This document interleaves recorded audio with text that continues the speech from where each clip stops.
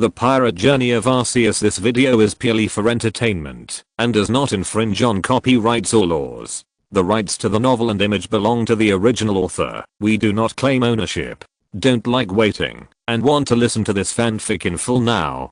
Subscribe to our Patreon, where you'll find the best fanfics. Chapter 826. You just succeed to the throne obediently.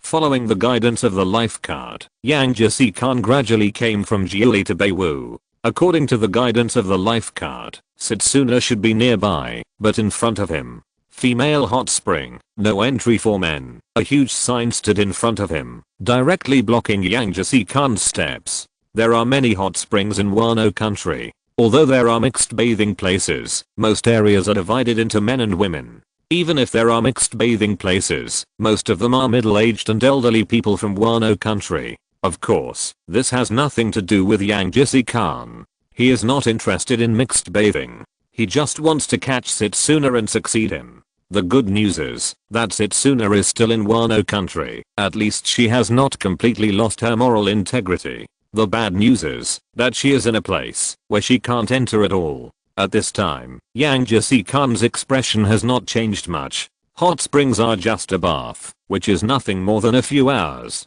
Finding a tree stump nearby, Yang Jesse-kan silently waited for the other party to come out. With the life card in his hand, she couldn't disappear out of thin air. But until the sun set in the west, he didn't see Setsuna. Several mealy sheep passed by nearby, looking at Yang Jesse-kan, who was sitting next to him in a daze, and greeted him.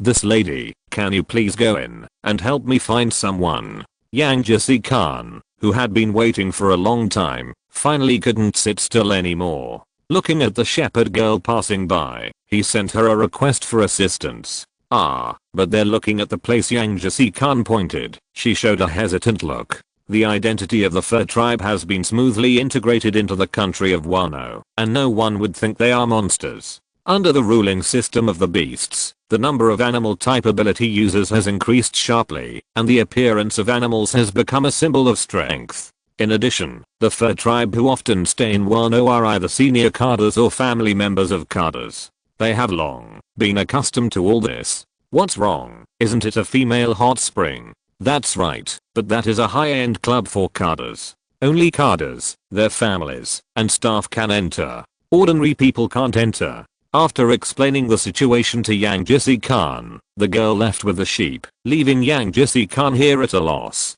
The club is for Kadas only. Men are not allowed to enter. Without a Kada, you can't enter. He felt that he seemed to be trapped. At the same time, in the hot spring, Setsuna, who was soaking in the hot spring, was also looking at the life card in his hand. It's here as expected. It's too punctual. Sister, I heard from mom that you always wanted to be a duke when you were a child. Why don't you want to succeed to the throne now? Wonder, people always change. Do you still remember your childhood dreams? As a sister, although she doesn't have the aura of a sister, she can still rely on this identity to teach the other party. I really don't remember when I was a child. I didn't want anything in particular then, but now I want more things. So people always change. I used to think that the position of Duke was high and mighty, and he could command the entire Zal, which was very impressive. But later I found that the position of Duke carried too many responsibilities. Yang Jesse-kan can remember everyone's name, but I don't have that ability. Except for a few acquaintances, I can't remember the names of so many fur tribes. But sister, you are strong enough. Both you and Zerora are stronger than the dukes of all generations. The stone that can put people into the moon lion state, and the ability to communicate with the elephant lord. These were unimaginable before. That is the power of Lord Arceus. Without his power, we can't do this. As he said that, Shaina used the power of Wava Guide to take the iced tea on the table dozens of meters away, and drank it all in one gulp. So, Wanda, you should also work harder. Don't always stay in Zal. Go out and fight more. Then I can ask Zerora to talk to Lord Arceus and find you someone with similar abilities. She stood up from the hot spring and came to a piece of hay on the ground, using electricity to dry her fur. Sister, are you going out now? Yes, I don't want to stay here overnight. I thought you were going to make Yang Jesse-kan give up here. Setsuna dragged her here early in the morning. She thought Setsuna was going to use the delay tactic to make Yang Jesse-kan never find her. It's useless. He hasn't left for a day. He just wants to wait. After all, it's not the first time he has urged me to succeed to the throne. It's not a good idea to keep wasting time like this. Hey, where's your sister? She said. She went to Yang Jesse-kan to discuss the succession. When Ling returned here, Setsuna had disappeared, leaving only Wanda with a look of surprise on her face. This sister had gone to great lengths to avoid the succession, and it was abnormal to be so happy. She must have thought of something new. Yang Jesse-kan is really hardworking. Even though Setsuna ran away from home when she was very young, Ling knew that her daughter was very playful and would never stay in Zawu as a king like Yang Jesse-kan. But she didn't know what kind of excuse Setsuna had prepared. Senior Yang Jesse-kan, what are you doing sitting here alone? Setsuna appeared in front of Yang Jesse-kan with an innocent face, but Yang Jesse-kan didn't believe this innocent face at all. This date was agreed upon when they left last time, and he didn't believe Setsuna couldn't remember it. What do you think? It's boring, senior. Why don't you consider it? How about I give the position of duke to someone else directly? Do you think that if someone else sits in this position except you now, will others agree? The Duke of Zawu has great power and can appoint an heir at will, and the people usually don't object. However, Setsuna has brought too many changes to Zawu and set a precedent for communicating with the Lord of the Elephants. Even if she personally appoints, it will be difficult for others to convince the public without meritorious service.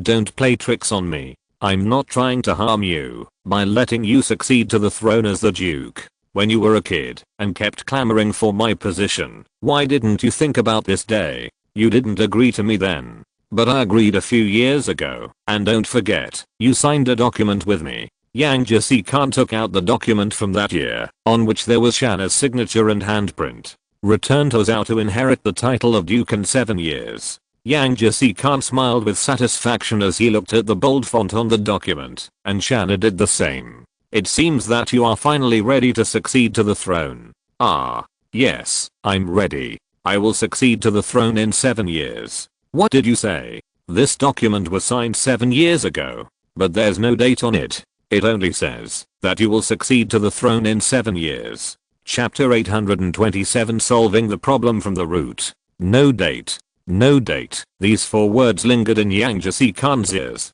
He was a simple man who had never thought that this heir had learned so many tricks outside. You have planned this 7 years ago. When he was writing the document, he almost broke down every word and interpreted it several times for fear that Shanna would leave him a trap with the words. As a result, she tampered with the date. 7 years and 7 years. He had been the Duke for long enough. If he waited for another 7 years, he would really be bald. There was no such delay in delaying retirement. Oh, it's just a joke. Why would I do this? I will go back to Zawu to succeed to the throne in a few days. Don't worry. Seeing that Yang Jesse-kan was gradually on the verge of collapse, Shanna suddenly reversed the topic and did not use time as an excuse to delay for another 7 years. After all, Yang Jesse-kan could not wait for another 7 years no matter what. It was too long for him. Even if he was an honest man, he had learned to be smart now. He always felt that Shanna's words were implicit, and it was impossible for her to succeed to the throne so honestly. After all, she even played tricks on the document. How could she be so happy? Look, it's written in the document. It's just a joke. You are an old senior. You won't be so cheap. Even if she can use this method to delay for another 7 years, she will have to face reality after 7 years. She needs a permanent solution until a suitable heir appears again. You don't mind if I stay at your house for a few nights? In order to prevent the other party from running away, he decided to stay at Shanna's house for a few days. Although it was a bit abrupt, in order to prevent the heir from running away, he had no choice but to do this. Having a life card does not mean that he can find someone. He doesn't really believe in Shanna's integrity now and thinks she can do a weird thing of going on a family trip. No problem, no problem. I'll have someone prepare a room for you right away. No need, I'll just pitch a tent. In the end, Yang Jesse-kan refused the room arranged by Shanna and instead pitched a tent at the gate of their house. As the former Duke of Zhao and the current regent, he was forced to become a door god. Beep, beep. When Yang Jisi Khan followed Setsuna back to Gyula's residence, Lot Kappa was playing with two children by the river. Playing with fire and water has always been something that adults worry about, but these two children are different. They are good at playing with electricity and lava guides. With special Pokemon like Lot Kappa to play with, most of the dangers brought by the natural environment can be ignored. Of course, this is in the inland sea, not in the open sea. The strange climate and currents in the new world, small water Pokemon may be knocked unconscious by the waves if they are not careful, not to mention that they have to take care of the children beside them. There is also a small amusement park here, which looks similar to the soap bubble park in the Sabaody archipelago. This is all thanks to Mandfesh. In order to please his wife, he spent all his life savings to build an amusement park. And that construction team is also a team of people under the beast fruit. After gaining experience, similar amusement parks were built on Gilan Tesoro in Tesoro, and in the square of the new Fishman Island. Even Wano country has a mini version, and this team has even become professionals in this regard. The yard is simply planted with flowers and plants, and various types of Pokemon live there. With beautiful scenery and complete facilities, this is simply a dreamy place for retirement. Yang Jisi Khan even had the idea of settling here after retirement, but the premise of all this is that Setsuna must honestly succeed to the throne. Mom, why is Grandpa Yang Jisi Khan always at the door? Yes, it's been several days.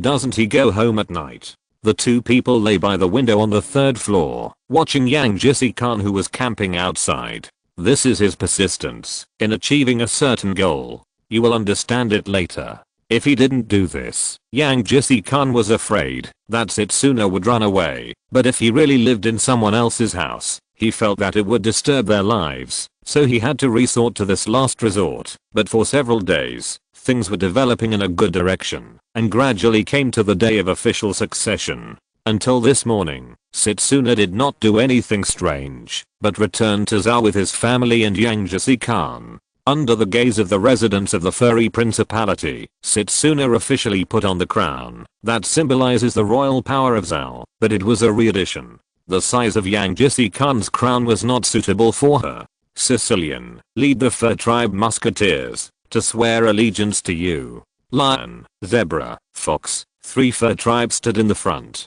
Sicilian was the captain of the musketeers at this time. He and the zebra fur Giovanni and fox fur consulate behind him were called musketeers. They were the elite of the fur tribe. BB Black Buck, lead the white whale forest knights to swear allegiance to you. A chimpanzee fur also made the same action. The formal delivery of the 2 armed forces of the fur tribe also meant that Setsuna officially became the Duke of Zhao. Mu the elephant master sent a voice of approval at the right time, and the cheers of the people rang out with it. Setsuna has been a nominal duke for all these years, but the changes she brought have always reflected her role, and her reputation has already reached the top.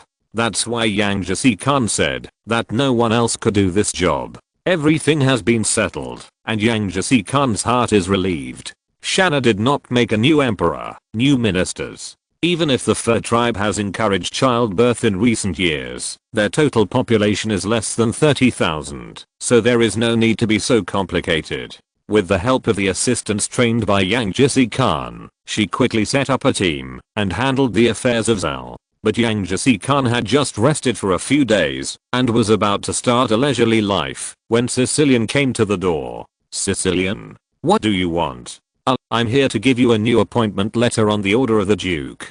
This is why Shaina came back, to succeed to the throne. It is not okay to keep dragging it on. She decided to solve the problem from the root, such as changing the political system of Zhao. According to the different types of fur tribes living on Zhao, she subdivided the fur tribe into several clans. Each clan voted for itself and elected a member of parliament, and these members formed the Council of Elders. These people are officials of the fur tribe. They assist the king in dealing with major issues. Only when they encounter something they cannot decide, the king needs to make the decision himself. Yang Jisi Khan, due to his reputation, experience, qualifications, and experience, deservedly became the Archon of the Council of Elders. He had just gotten rid of the status of regent and was reappointed. Masuna. No, my lord Duke. Explain to me, what the hell is this? Note, this is just a joke. 827 succeeded to the throne normally. Chapter 828, a senior who retired successfully, a gift for his grandchildren.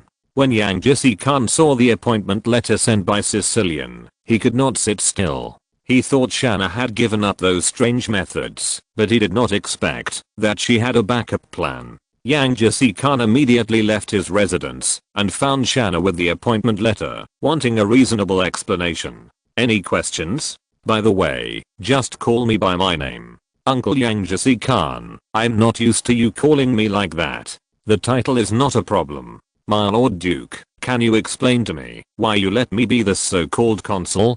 Because you have experience. If you let others come, there are too many things they dare not make the final decision on. They will definitely come to me for everything. Instead of doing that, it is better to find someone reliable to do it. After thinking about it, only you can do this. No way. Although I respect you very much, aren't you afraid of causing any trouble like this? No way. In the past, everyone discussed everything.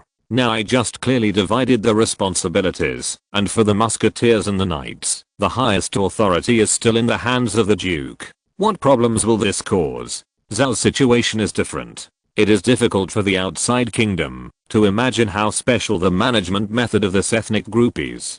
Setsuna doesn't want to ask about all the trivial matters of life. For example, most of the people's livelihood issues can be handled by arranging a few experienced people. It can be said that she gave up the civil power, but still has the military, judicial, and priest power. So far, the Duke of the Fur tribe is still the strongest in the tribe, so she dared to try to change the management method. No, this won't work at all. I trust your words, and our descendants can trust them, but what about later? When you find a suitable heir and hand over the throne to him, if he can't control those people, there will definitely be chaos. According to this division, there may be conflicts. You should not have issued a complete order yet. Halfway through his words, he suddenly felt something was wrong, because Setsuna did not refute anything. Are you waiting for me here? Not entirely, so I really need you to help me, senior. I'm better at fighting. Only Sicilian knows about the consuls, and only you, and I know about the parliamentary system.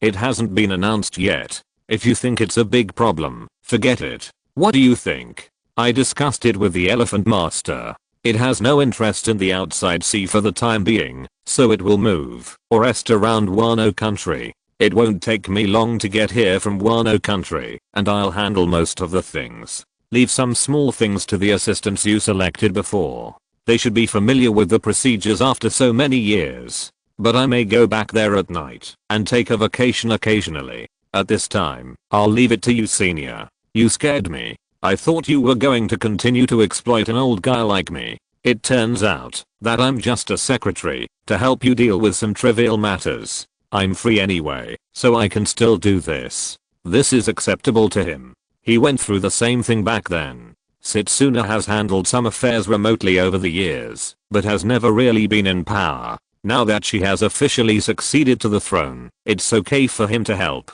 But for some reason, he still felt a little strange, as if all this was arranged by the other party. Originally, the Duke was a throne, but Setsuna turned it into a job and set his own working hours. Yang Jisi Khan, who successfully completed the semi-retirement, was quite satisfied. By the way, senior, would you like to consider asking Lord Arceus to give you some power? In this way, you will be the third strongest person in the Fur tribe.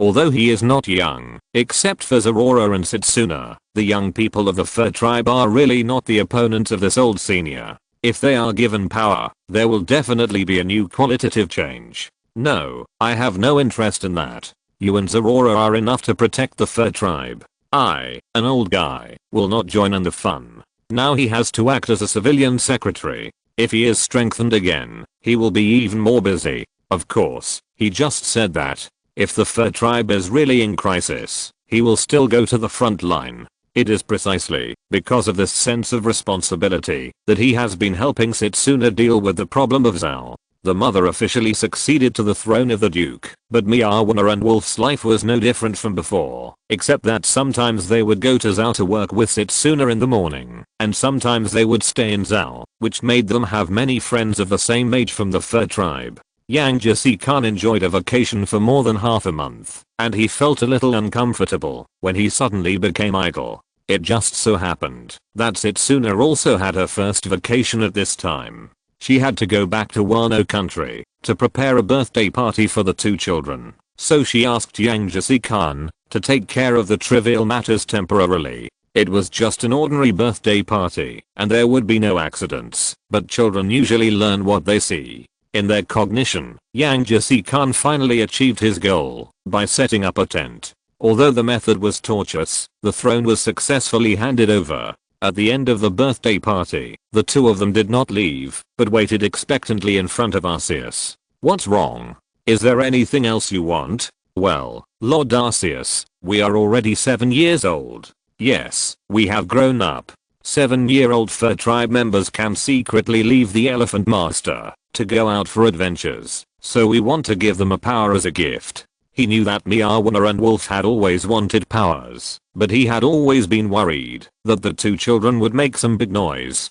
At present, it seems that they are not people who don't know their limits, and Setsuna has successfully succeeded to the throne, so some things should also change. It's just that the power in their bodies is more or less complicated. How about this? I will give you a test to see how well you have mastered the power in your body. If you master it well, I will fulfill your wish. They haven't started the domineering training yet, so Arceus only wants to test wave guidance and lightning. They performed well and passed the passing line for the sage, but Miawana is better at wave guidance and Wolf is better at lightning. "Lord Arceus, is this okay?" "Not bad, but you are still a little young. If I give you the ultimate power directly, your bodies will not be able to adapt. It is better to slowly master the evolution from the beginning. As for the ability, this is fine." The power of the green and evil slates was input into Miawana's body, and when he was about to transform Wolf made a very special request.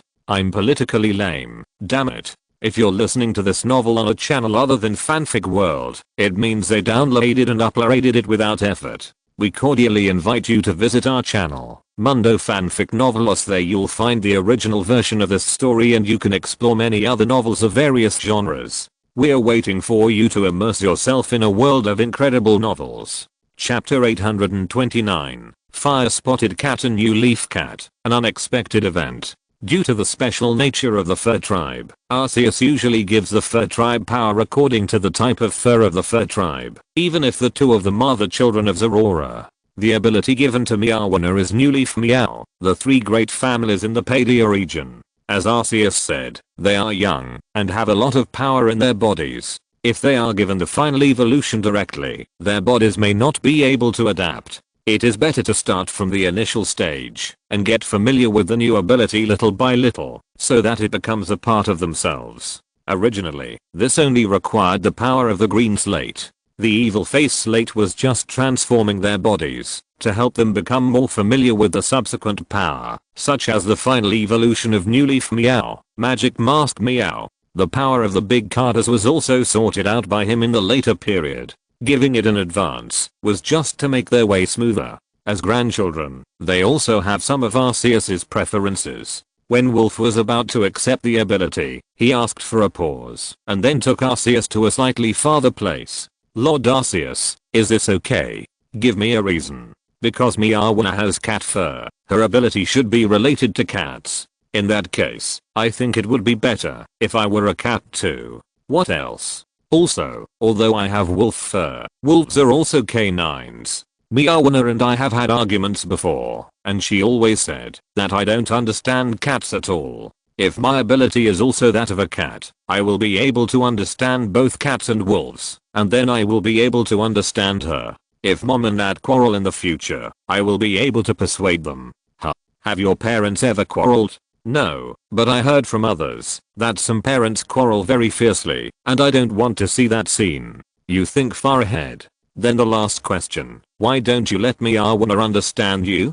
Because I'm the older brother. If it's a different kind, it should be very painful. Miawana is afraid of pain, and I should protect her, so let me do it. What a good brother. Don't worry, it doesn't hurt at all. The reason why the fur tribe transforms the same type of abilities is that they don't need to change the way of fighting, and they can master them quickly. You are still young, so you don't have to worry about this. Since you want it, I will satisfy you. Originally, I planned to choose an ability for him from the K9 Pokemon. Since he asked for it, I will change it slightly. The slate of bad face was not taken back, but the fireball slate replaced the emerald slate. It was also a cat Pokemon. The slate of bad face was also paving the way for his future, and Wolf's ability came from the Alola region's 3 starters, Litten. Miawana and Wolf obtained their own abilities and left here happily after thanking them. After seeing Wolf's choice, Miawana's mood was also complicated, but it didn't take long for the two to quarrel again. Miawana was surprised to find that Wolf seemed to understand her thoughts better. This was why he wanted a cat Pokemon.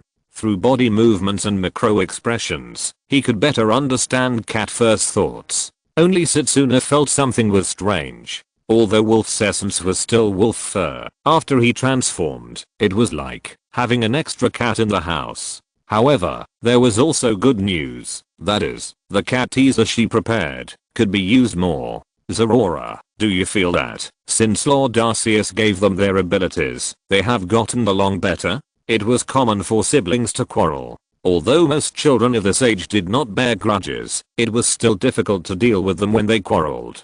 This was undoubtedly a good thing for Setsuna. Isn't this good?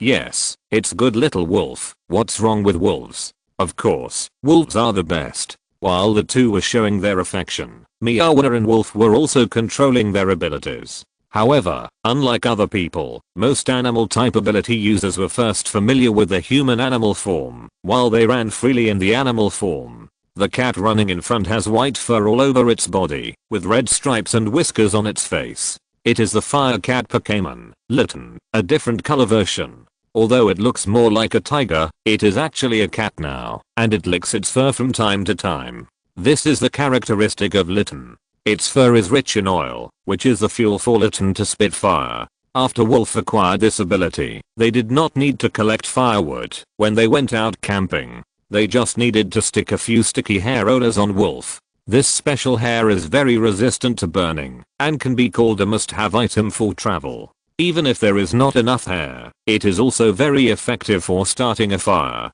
The cat following behind is light green all over, with a dark green pattern like 4 overlapping leaves in the middle of its face, and green hair similar to a collar on its chest. The grass cat Pokemon, New Leaf Miawana. Miawana is also combing her hair, but her cat hair cannot be used in that way. As a grass Pokemon, her hair is similar to plants, and can obtain energy through photosynthesis, and can also emit a charming natural fragrance. The birthdays of both of them were approaching the end of the year, and 1518 was just around the corner. The Lord of the Elephants had also approached Wano country, and planned to take a year-end vacation here, and stay for a few days. Unfortunately, there are too many things to do now. It won't be long before I have to prepare to go back to work. When will someone with higher prestige than me appear to succeed me? It's not easy, but it shouldn't take long. Anyway, you don't have much to do, so just treat it as a clock in. Before Zeraora finished speaking, Setsuna's Dendenmushi suddenly rang. What's wrong, Senior Yangjasi-kun? Is there anything urgent? Since she took over Zao, she hasn't encountered any troubles. The assistant Yangjasi-kun prepared before handled the trivial matters in an orderly manner. Yangjasi-kun has never disturbed her when she was on vacation. Something happened. Pacumus just called. Something happened to Pedro and Jipo in Big Mom's territory. It seems to be related to some redstone. Pacumus said that someone might die. He is stalling for time, but he doesn't know how long he can delay. I hope you can go and save people as soon as possible. After hanging up the phone, Setsuna looked at Zeraora. I know. Wait for me. I'll go find Lord Arceus first. Since it's about the Big Mom pirates, the beasts are not afraid of them, but as subordinates, they have no right to take the initiative to start a war. As soon as Zeraora finished talking about the matter, Arceus remembered some details, and then made another call to Kaido. Hello, why are you calling me? Is there any new situation? I guess so. There is a problem with the minks. To make a long story short, Big Mom has a piece of red historical text. I want to use the piece in Wano country to exchange text messages with her. Do you have any opinions? Chapter 830. Old buddy, you still don't understand pirates. Arceus is not interested in the so-called Pirate King, but Kaido is different. Dreams and goals do not conflict. His goal is to start the most grand war, which is not contradictory to his becoming the Pirate King. For the current members of the four emperors, they all think that their captain will be the new Pirate King. If you want to find the final island, the historical text of the road sign is indispensable. Now Kaido has two pieces, which is far ahead of other pirates. If you want to move these things, you will still ask Kaido's opinion. Why don't you just take care of this thing yourself? I thought you wanted to go to war with the old woman now. Is it necessary to exchange it so early? I'm going to change a method to get it at that time. Or did the people you sent out find the fourth piece? Kaido knew that Charlotte Linlin had a historical text, but Charlotte Linlin didn't know that Kaido had it. Whether it was the hinterland of Wano country or the back of Zhao's elephant, they were places that the Big Mom pirates had never set foot on. Kaido could have chosen to exchange with Charlotte Linlin before, but he didn't do that, even though she was the elder sister who took care of him in the past, and even though the two sides now have certain trade relations, he would not hold back when the goals conflict. The method he was referring to was naturally robbery, which was a pretty good war goal for him. No, there was a small problem. Arceus briefly explained the situation, but Kaido's answer was a little special. Oh, no problem, but remember to get her a fake one. Fake. I say, we are pirates. It's okay for you to be honest when doing business with others, but this time is different. When you brought O'Hara back, we had the ability to translate historical texts. But guess how the old woman translated it?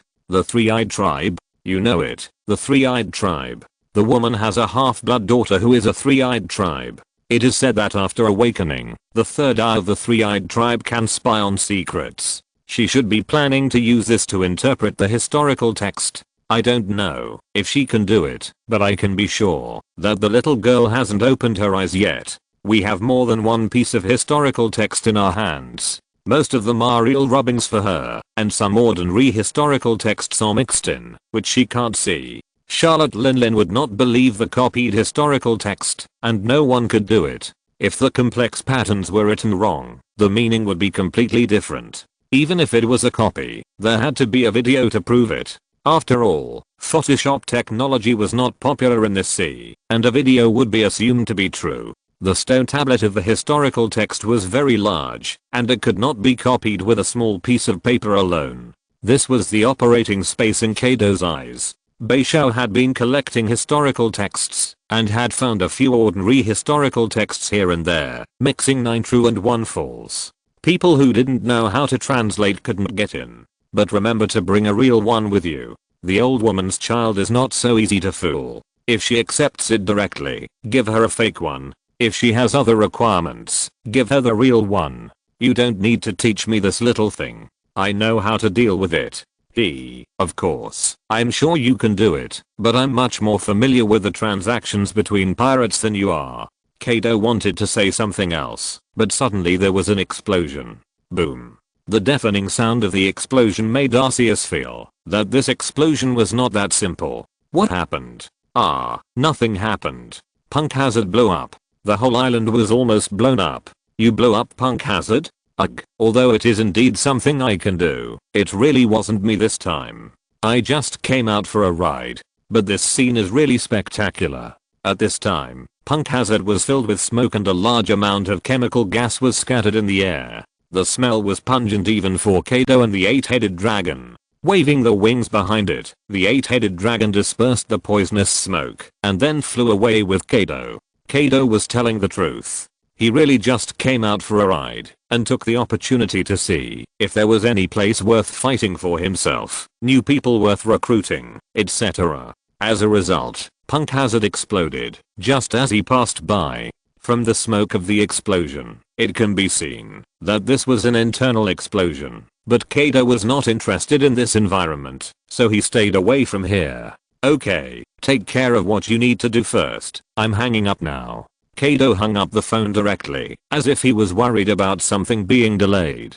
According to Kaido's instructions, Zerora quickly prepared 2 copies of the historical text, one real and one fake, and then planned to go to Cake Island. Wait, Zerora, take me with you. What are you going to do? I'm the king of Zal. Although I don't like to deal with government affairs, it is the responsibility of the king of Zal to protect other fur tribes. Even if there is any trouble, I should face it. He didn't say much, but disappeared with Setsuna on the ghost island. As long as the target's body can bear it, taking someone will not affect Zerora's speed, and Setsuna's body is undoubtedly up to standard. Not long ago, on Cake Island, as Yang Jesse-kan said, Pacumus was begging Big Mom to delay time.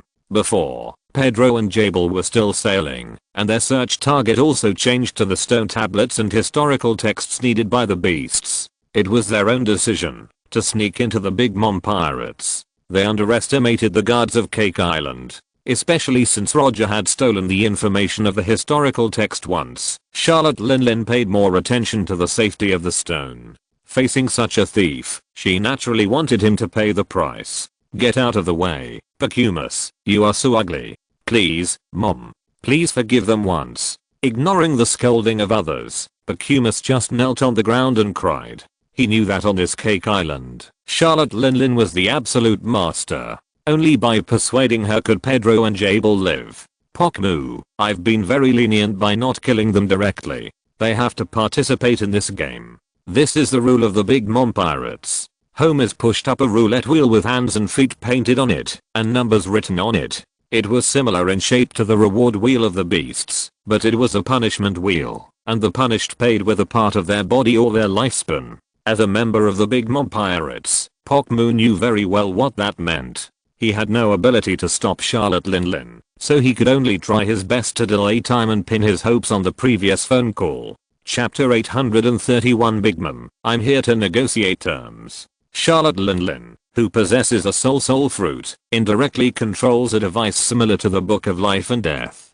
Through the power of the fruit, she can see how much life a person has left, and accurately extract a part of his life. The amount on the roulette wheel ranges from 30 years to 100 years. As long as you participate, it is basically impossible to survive. Even if you are lucky enough to survive, you will become a candle in near old age. The only good news is that the life that Charlotte Linlin extracts is usually deducted from the back to the front. People lose the life that is calculated from death, and they will not become old men directly. Pacumus's so-called delaying time can only be a plea. Even if it is a biological child, Charlotte Linlin will not be lenient if it violates the taboo, not to mention that Pacumus is a person who has not even married into the family. Seeing that he could not delay any longer, Jibo was forced to pick up the props prepared by Charlotte Linlin. Katakuri, who was resting outside the door, suddenly opened his eyes. Here you come. Lord Katakuri, what did you say you came? Whoosh. With a flash of lightning, Zerora appeared in front of Katakuri. There was a big height difference between them, but Katakuri suddenly found that the future he saw turned into a blank. He could see the future before, but when the two of them appeared here, a mysterious power enveloped them and made them disappear from the future they predicted. It was a special power of Arceus, but the time of taking effect was a little special. Enemy attack. Shut up, don't panic. After stopping the panicked pirates on the side, Katakuri looked at the people in front of him again. Why did you suddenly come here, the people of the beasts? We are here to discuss a deal. The two inside are our people after all. They made a mistake, and we are here to redeem them. Hearing this, Katakuri made way for the door behind him, and walked them in directly. Predicting the future can allow him to better control the situation, but even if this ability fails, he is still Katakuri, a major pillar of the Big Mom pirates. The Charlotte family could ignore the fur tribe alone, but he knew very well that the fur tribe had something to do with the beasts. Perhaps these two were sent by Kaido. It was very common in the world of pirates to sign an agreement and prepare to backstab. The outcome of the handling also depended on the development of the situation. At this time, everything was at the stage where it could be negotiated, and he would definitely not stop it. He believed in his mother's strength, but as the second in command of the pirate group, He had his own judgment on the situation in the sea. The current loss was small, because it was not worth it to tear the face with the beasts. What to do specifically depended on the follow-up. Katakuri? Mom, the beasts are here, and they want to talk to you. Well, you came really fast, Zerora. You are really an old acquaintance. Since you are here, then tell me, what do you want to say to these two thieves of the same tribe? I have nothing to say about this, so I brought this. Zerora didn't say anything nonsense, but gestured to the scroll on his back, and then turned on the Den Mushi for playing the video. In a dim environment, a red road sign historical text revealed the traces of its years. This is, well, Kaido, this kid, he really hides it well. She had asked Kaido before if he had this thing, but he insisted that he didn't have it. If it hadn't happened, she probably wouldn't have known about it until now. The road sign historical text is an indispensable thing to the final island. Charlotte Linling is of course aware of this. Seeing the scene in the video, she became a little interested. So what does Kaido mean? Mr. Kaido means that we exchange the information of the road sign historical text we have, and as for the two of them, please let me take them away. You mean, taking them away is a prerequisite for the transaction? Is that so? If he can't take the people away, then he will have made this trip in vain. That's not okay. If it was something else, I would have given in, but that guy made my beloved subordinate lose an eye. The theft of my things can be covered up by trading, but what about this eye? If I just let him go, wouldn't I be sorry for my beloved subordinate? Charlotte Linling did not agree to this request. As the Emperor of the Sea, they have to be responsible for their younger brothers. If they ignore their younger brothers who are injured like this, it is the same as not retaliating after their territory is attacked. She wanted to, but this matter can't be just covered up. We can compensate him, Shaina. Some things are not so easy to accept. Pirates are cruel and despicable, but they also have to be righteous. Baron Dandan is my subordinate, and they have to pay the price. Baron Dandan in Big Mom's mouth is a long-legged tribe under the Big Mom pirates and a member of the Kada. In the previous battle with Pedro, he was blinded in one eye due to the difference in strength, and he was also watching from the side. The situation was still under control. Charlotte Linling naturally wanted the historical text, but she didn't want to give it up. As for forcing him to stay, that was not within her consideration. Now she hadn't gotten sick yet. She knew that, if she fought with Kaido, it would only let red hair and white beard, as well as the navy, take advantage. As a Sea Emperor, it was rare for her to argue with others verbally. Due to the intrusion of the minks, Zerora and the others were not able to stand up to reason, and they didn't plan to go to war at this time, so they were just apologizing. Seeing that the Duke of Zhao had to make such a gesture, because of his behavior, Pedro stood up. Before taking action, they also thought about the possibility of failure, and anticipated the possible price. This was their private action, and they didn't tell anyone. Because of their failure, the new king of Zhao, who had made great contributions to the development of Zhao, had to constantly lower his posture. It would be better to be punished directly. My Lord Duke, you don't need to say anything more. We are very grateful that you and Zerora can come. I was the one who injured that man's eye. Since there is a price to pay, let me do it. As he said that, he stretched out his hand to grab his left eye and directly dug out the eyeball. Tick, tick. The blood flowed down his cheek to the ground. No one around him thought that this fur tribe would be so cruel to him. One eye, is this okay? Well, you are a man, but Baron Dandan, what do you think? Charlotte Linling still did not give a direct answer, but gave the choice to Baron Dandan. Chapter 830 to Kaido the Scapegoat. Although he did not agree, Baron Dandan understood the meaning of Charlotte Linling's words. She had rejected it directly before. Now that the choice was given to him, it meant that Charlotte Linling had been tempted. Baron Dandan did not know what Big Mom was thinking, but he made a comparison himself. Eyes for eyes, road sign historical text for road sign historical text. The face of the beasts covered up the invasion problem, and this matter was probably really discussed like this. Baron Dandan, Mom is asking you a question. Seeing that Baron Dandan had not responded, Katakuri urged him, and he finally gave a positive answer. I can accept it, and I'll let you take care of the rest, Mom. Baron Dandan was relieved here, and Charlotte Linling did not continue to stare at him, but Katakuri made a new request. He did not want the text that had been copied. We are all pirates. There is no need to expose some things. The video can't prove anything. You go and copy our historical texts. We will send people to leave with you, and then copy your historical texts. This will be good for everyone. Kaido was worried about this aspect before. Charlotte Linlin was not difficult to fool, but there were still many smart people among her group of children. Zerora and the others did not refuse, but asked to take Pedro away first. He lost an eyeball and his blood loss was still very serious. He had to be treated. Jibo stayed here temporarily as a hostage. When the time came, he would take away the copied historical texts. I'm sorry, Duke. I have to trouble you to make this trip. On Jibo and Pedro's boat, Pedro's expression was slightly decadent. Don't be so depressed. I'm just apologizing. I didn't lose anything. You don't have to worry, Jibo. We can still guarantee this little credibility. After we get these things, we will definitely bring him back intact. After all, he is Bipo's brother. If Bipo knew that his brother was dead, he would probably be very sad. But you should be careful in the future, and don't do such risky things again. This time it was quite troublesome. Yes, I will pay attention in the future. While Pedro was thinking about life, Setsuna found Zerora. Well, his eye should be able to be treated, right? Almost, but let him learn a lesson first. If it was an enemy, it would be fine. Just hit it directly. Let him be more careful. When they returned to Onigashima, Zerora took the people sent by the big mob pirates to copy the historical text. Although they agreed to this, they could not let the other party walk around in Wano country. There are many secrets here.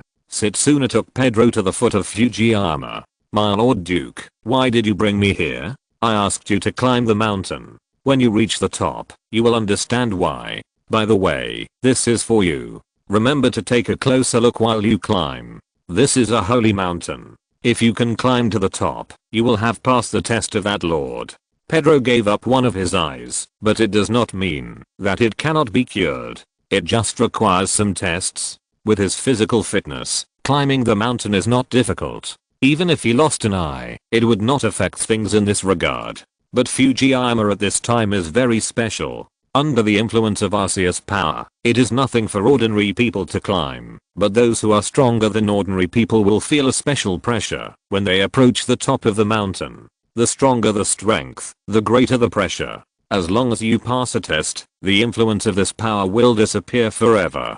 Now Pedro has such an opportunity. Even if Setsuna did not clearly state his purpose, Pedro chose to obey the Duke's order and began his own climbing journey. After a delay, while Pedro was still undergoing the test, the two major pirate groups, Beasts and Big Mom, had completed the exchange of the main text of the roadmap history, and Zippo was successfully brought back. Then Setsuna met a white bear who kept apologizing and thanking her by holding her legs. It was not Zippo, but Bipo. Bipo was full of gratitude for her and Zerora saving her brother. Zippo did not stay, but joined the team climbing Fujiyama, mainly to see what happened to Pedro. Then Kaido also returned to Wano country, but before Kaido, the newspaper of the World Economic News Agency had already reported some news in advance. Kaido, do you have anything to say about this?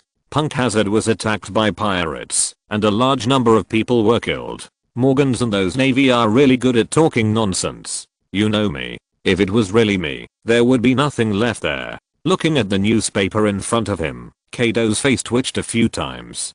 God knows, this time Punk Hazard was not blown up by him. If he had blown it up, there would have been no surviving Navy, and he would have razed the island to the ground. Although this incident had nothing to do with him, he was wandering around on the 8-headed dragon at an inappropriate time, and eventually appeared in such an inappropriate place. In order to let others see him, he chose to fly at a low altitude, and was finally photographed, just for the Navy to take the blame. As a research base of the Navy, Punk Hazard has a large number of research projects, including some projects based on Quinn's part. Stimulated by Quinn, Caesar wanted to prove himself frantically, so he started some projects in advance, but he just couldn't research those things. In order to show that he was still capable, he put his eyes back on weapons. In the end, he developed a special weapon codenamed Death Kingdom, but the Navy suddenly stopped his experiment. Because according to his information, this kind of weapon does not distinguish between enemies and friends, and is extremely harmful. Even if it is an experiment, it may cause great adverse effects. In this case, the Navy's scientific research force must not expose such a scandal. But in Caesar's view, this is his masterpiece. Only fools and idiots will be accidentally injured, and dying in his weapon experiment can be regarded as a reflection of his own value. Due to illegal operations, he was eventually deprived of his position in the science class, arrested by the Navy, and put on trial. Caesar was not convinced by all this, and detonated the special weapon. The facilities on the island were severely damaged, and there were casualties in the science class. Just when the Navy didn't know how to deal with it, Kaido, who passed by, helped them a lot. He was almost a madman on the sea, and it was too reasonable to blow up an experimental base. At this moment, Kaido realized Quinn's hardships, and knew what it felt like to take the blame. Chapter 833, The Deception of Personality. It's just that he doesn't care about this kind of thing at all. Experience is not the same as understanding. For Kaido, he doesn't need to worry about what Quinn is worried about, and he doesn't care at all. Assassination? If they have a strong enough assassin, Kaido really wants to experience it. It's nothing more than some CP agents. As the first pirates to have the title of Sea Emperor, their strength is tempered by time. Even with Morgan's exaggeration, they have the strength of monsters. The CP organization will not take it seriously at all, let alone choose to join hands with them to do some small things. As for his own reputation, he is a pirate. No matter which pirate he is, he will not have any positive image in the channels of the world government, although most pirates don't have such a thing. But even so, the world government will still regularly publicize the terror and tyranny of pirates. No matter what this pirate has done, what big things happen nearby must be related to them. Whether it is Kaido or Big Mom, red hair or white beard, they are no exception. Especially when a kingdom or island has problems, the pirates nearby are the most natural scapegoats. Not to mention that there are problems in this government experimental institution. Not caring is one aspect, but it does not mean that Kaido will not do anything. Hey, what are you looking at there? Bring me a sea chart. The wine jar was smashed next to an ordinary pirate. The broken porcelain pieces scared him, and he immediately followed Kaido's instructions to find what he wanted. The magnetic field on the Grand Line is unpredictable and can only be navigated by recording pointers, but such places still have sea charts. With a fixed sea chart, at least you know where the next island is and who owns this area. Kaido's men did not find it strange that he suddenly got angry. Although Kaido was still laughing and talking about other things a second ago, it was the end of 1517, and it would be 1518 in a few hours. Strong liquor is indispensable in such occasions. Kaido, who was drunk, did not overturn the table directly, which was a very restrained result. What do you want the sea chart for? Looking at Kaido, who suddenly wanted to find the sea chart, Arceus had a strange feeling.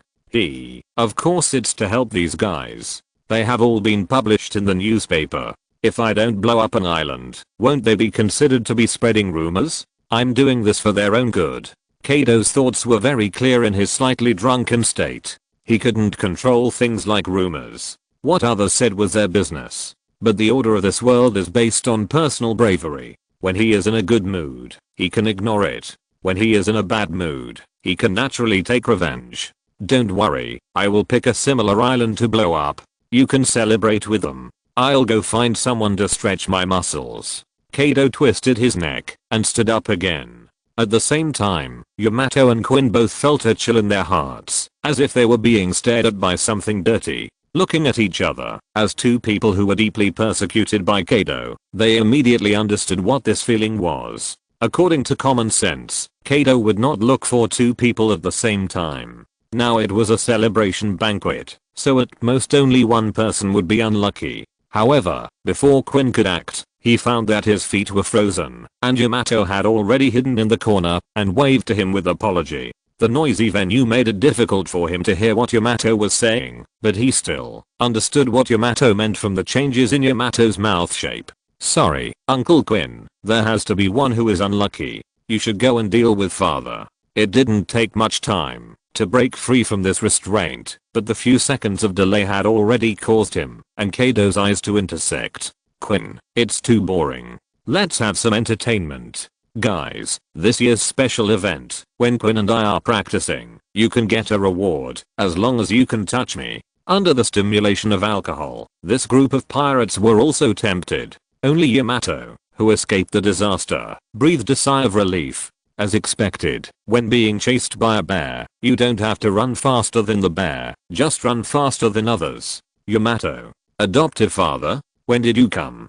Just now. If you put half of your plan to deal with your father somewhere else, you won't have to worry about others. Huh. Although there were some minor episodes, Onigashima as a whole still looked like celebrating the new year. Relatively speaking, some people's days were not so good, such as Caesar Courant, the real instigator of the punk hazard incident. On the sea, in the prison ship, Caesar in the prison looked very pitiful and was condemning himself to the soldiers guarding him. It's all my fault. If it weren't for my carelessness, this experiment wouldn't have failed. It's all my fault. Otherwise, they would all be fine now. Okay, stop talking nonsense. Since you feel that you are wrong, then repent. A capable scientist like you should be forgiven by the higher-ups. And it's not all your fault. After all, it was the pirates' attack that made it like this. Yeah, it's not all your fault. The soldiers on the prison ship didn't know what happened. In order to cover up the scandal, the news reported internally by the world government was not that Caesar deliberately detonated the Kingdom of Death, but that it was a mistake under the influence of the attack. They didn't guard Caesar strictly because Caesar had been covering up his true nature. In the eyes of the soldiers and experimenters of Punk Hazard, he had always been a good man who sympathized with his subordinates and cared for his subordinates. Even if he got angry because of something, he would apologize afterwards. This prison ship would usually escort prisoners to Punk Hazard for certain experiments. These soldiers were also affected by Caesar's face-saving project and felt that he was a little innocent. Listening to the soldiers' words, Caesar knew that the world government must have covered up the truth again, which also made him feel that his chance had come. These handcuffs make me very uncomfortable. Can you change them to a slightly longer chain, please? Under his sincere prayer, the guarding soldier really softened his heart and brought new chains according to Caesar's request, but they made a procedural error when replacing the chains. According to the normal procedure, they have to put on new chains before removing the old ones. But the guarding soldier thought that Caesar was a kind scientist and now looked like he was truly repentant, so he did not follow this procedure. The moment the ceased handcuffs were loosened, Caesar's expression changed drastically, and a cruel smile replaced his originally kind face. The Empty World. Chapter 834 Dover, come and recruit me. MAD's research team is not the world's top combat force. The members have their own means of survival. This group of scientists have integrated their expertise into the battle. Even Vegapunk has similar inventions. As a natural ability user, Caesar also integrated his own science with the gas fruit. In just a moment, his gas has filled the cabin. The oxygen originally in the space was extracted by him and stored in his body, forming a gas space that only he can breathe. All creatures except himself will lack oxygen and cannot breathe. Lack of water and food can be endured, but without breathable air, they can't hold on for much longer. SHHH, you guys are really easy to fool. Do you believe what I say? This was the first step of his original plan. The handcuffs were too restrictive and made him unable to do anything. If he replaced them with longer chains, he would have more room to operate. Unexpectedly, these soldiers naively loosened his restraints directly. He would not miss this opportunity. The soldiers did not expect Caesar to change so much, but now they have no ability to resist. Like dehydrated fish, they are trying to breathe with their mouths wide open. But no matter what, their lungs cannot take in any oxygen. Instead, they inhale a lot of gas and fall down one after another. His world without space is not large, but this is on the ship. The soldiers outside did not understand what happened at all, and they fell into a coma. Shoo-la-la-la, I'm really kind. Let you leave this world in this environment without any pain. Caesar, who was freed from the shackles of Seaston, flew in the sky with an inconspicuous match in his hand.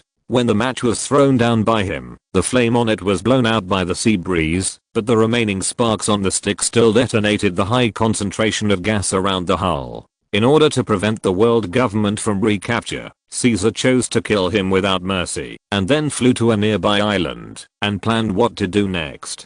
Research is also one of his interests. He is also a hedonist. It is impossible for him to live in seclusion. Now he has been disliked by Vegapunk in the world government. Even if the world government does not pursue him, he can't go back to the science class, not to mention that he is now a criminal. He needs a sponsor who can allow him to continue to study his own kingdom of death and enjoy life. During the Mads period, the research team received funding from Dewfield.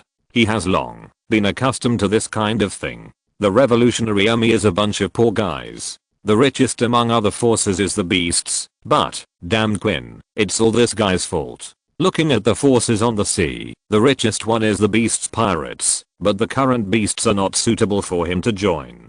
First of all, the beasts pirates already have Quinn. If he goes there now, he will most likely be Quinn's deputy. Even if he was beaten to death, he didn't want to work under Quinn. Of course, whether he could be beaten or not was another matter. If he was really forced to that point, he would still choose to be a good younger brother. Now that it hasn't come to that point, he definitely won't consider it. Secondly, it's not easy for him to play in the beasts. What he is best at is weapons of mass destruction, but the beasts already have such means.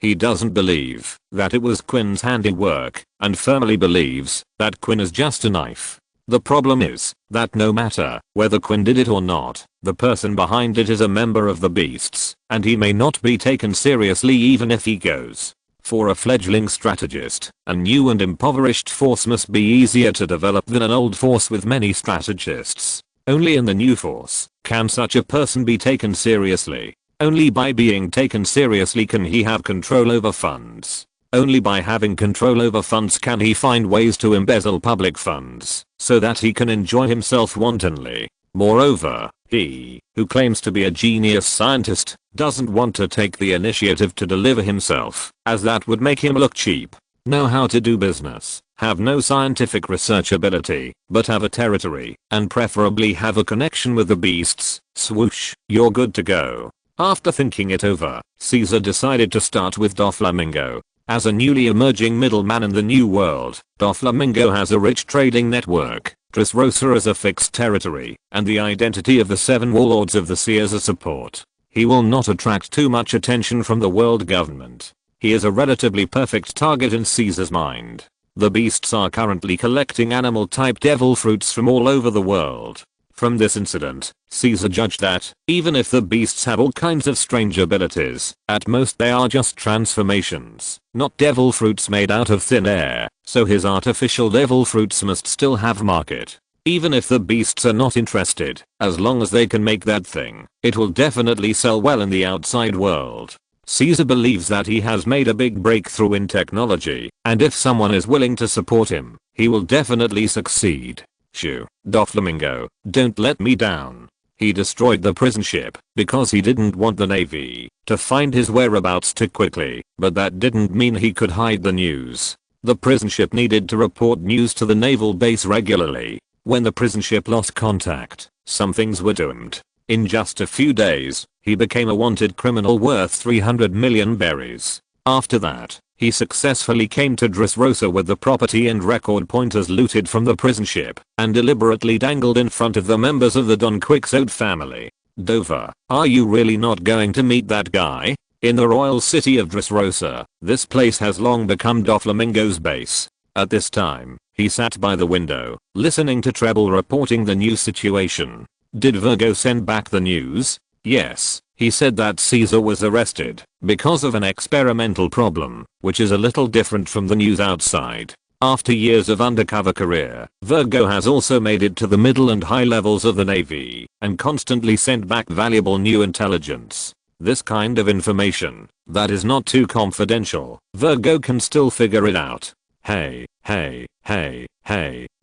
that's no problem. Just keep wasting time. I don't believe that guy can bear it. Caesar wanted Doflamingo to take the initiative to recruit him, but Doflamingo didn't plan to speak first in order to take more initiative. He is one of the 7 warlords of the sea, a legal pirate recognized by the world government, and it is his responsibility to capture wanted criminals in the territory. Ordinary bounty criminals would not do this. Caesar obviously has his own ideas. How could Doflamingo not see it? Anyway, he is not in a hurry. He wants to see how many days Caesar can hold on. Please click in the chapter description where there are typos. Thank you. Chapter 835 Quinn, have the flowers in your hometown bloomed? Today, Dressrosa is also known as the country of love, passion and toys. With delicious food, flowers, dancing and walking toys, outsiders would naively think that the people of this country live happily without knowing the inside story. Those walking toys have become a unique landscape, but no one knows that these toys were originally living beings, enslaved people transformed by the power of a childlike fruit. Putting aside Doflamingo's secret dealings, from the surface, he is quite attentive in managing Dressrosa, and Dressrosa is also a popular tourist island at this time. This means that the consumption here is very high. Caesar himself has no resistance to this kind of thing. According to his actions in the original timeline, when he returned to Punk Hazard, he called the girls' ship to the island every night and lived a life of debauchery, and even the money was cheated from Big Mom. Facing the hot girls on Dressrosa Island, the few money he looted from the prison ship was quickly consumed. In the end, he couldn't help it and took the initiative to find Doflamingo. Caesar Clown. Yes, I'm the genius scientist Caesar Clown. Joker, I have a great opportunity for you. Do you mean that you cheated women's money because you had no money to eat and had to run away after being exposed? The country of toys is because of the ability of sugar's fruit, and love and passion are because of the national characteristics here. The women here are relatively open and jealous. If both parties see each other well, they can quickly develop a relationship, but as long as they are betrayed by men, they will commit terrorist acts of assassinating each other, so emotional disputes and even physical conflicts are common. Caesar relied on his knowledge and eloquence to deceive people. If he was not a natural ability user, he would have more holes in his body now. Ahem, that was just an accident. I don't want to waste time on you. What do you want to do? I hope you have a reason that can convince me. Otherwise, I can only exchange you for 300 million Baileys. The other party called him Joker, which means that he knew his identity as a middleman in the underground world. Seeing that the other party had been struggling for so long, Doflamingo hoped that the other party could match this value. Okay, then I'll introduce myself again. I used to be a member of the Mads research team. At that time, I worked with Vegapunk and Quinn. You should be familiar with these two people. I must point out that my ability is definitely better than that guy Quinn. He needs a marked object to show his ability. Quinn is undoubtedly the most suitable person. Even if he is unwilling to accept this result, this is a current fact. Interesting. In other words, what Quinn can do, you can do it? Hearing what Caesar said, Doflamingo really became interested. Beidou has many patented technical products, and the cocaine that is circulated in the outside world is an example. This patent is not protected by law, but the imitators have no clue. If Caesar can really do it, the profit will be unimaginable. That guy has a problem. He wanted to boast that he could do it, but the fact is that he didn't have the ability. If he promised, but couldn't do it, it would be a big trouble for him. So what can you do? Seeing Caesar's expression, Doflamingo felt that he was bragging, and his attitude became much colder. I'm good at weapons and artificial devil fruits, and I have made a great breakthrough. With a little financial support, I can make devil fruits. Can you guarantee that you will succeed? Devil fruits have always been the secret treasure of the sea. If Caesar can really make it, it will be a good deal no matter what. Especially it can please Kaido who loves animals. If this is true, it will be very beneficial to Doflamingo's future development. Yes. Listening to Caesar's solemn promise, Doflamingo temporarily believed him. You'd better not lie. The price of lying is something you can't afford. He was willing to give it a try. If it really worked, it would definitely deepen his business dealings with the beasts. But he didn't go to Kaido to explain it, as soon as he received the news like a fool. If he discussed future transactions with Kaido now, and Caesar couldn't produce satisfactory goods, he would definitely be the unlucky one. If he cheated Kaido, Kaido would not care what happened in the middle, and would only have a good chat with him as the first person responsible. With the support of Doflamingo for the time being, Caesar Killung began his new round of research. In the Beast's Pirates, Quinn looked at the blooming Gracitia flower, and smiled with relief. The flower finally bloomed. Little Shamey. It's blooming. Now you can help me, right? The Gracitia flowers he cultivated in various areas have bloomed. At this time, Quinn put them in pots, transported them all to the same area, and called Shamey out. I heard it, I heard it, I heard it, don't rush me. The familiar grass hedgehog walked out of Quinn's laboratory in Linghao, looking at the Gracitia flowers outside, and the flowers on his body exuded a special fragrance. Well done, you really made them sprout. I thought you couldn't succeed. He didn't get many seeds of Gracitia flowers, but they were gathered together to form a small flower bush. Zimi, who was walking in it, affirmed Quinn's achievements, and was also wrapped in a ball of golden light. Wrapped in the golden light, her figure gradually became slender, from a round hedgehog to a Pokemon that looked like a deer and a dog, with a white body, but green hair on the limbs and head, and wings like deer antlers on both sides of the head. This is Zimi's sky form. Her steps did not stop, but she came to the sky. As she moved, Linghao, who was covered with snow all year round, also ushered in her new life. The snow began to loosen, as if something wanted to come out of it. As time passed, a green bud poked its head out from the snow, with a bud about to bloom on it. Today, Linghao, who was mainly white, saw the brilliant scene of flowers blooming for the first time. The seeds that had been sleeping in the snow for many years finally revived at this moment. How is it? Mimi's power is very strong. Great, this power will definitely save my plantation. Excited, Quinn stretched out his hands to Shimi, as if he wanted to give her a hug, but Shimi's personality seemed to have changed. Instead of accepting the hug like before, she instinctively flew back, and something seemed to be brewing above her head.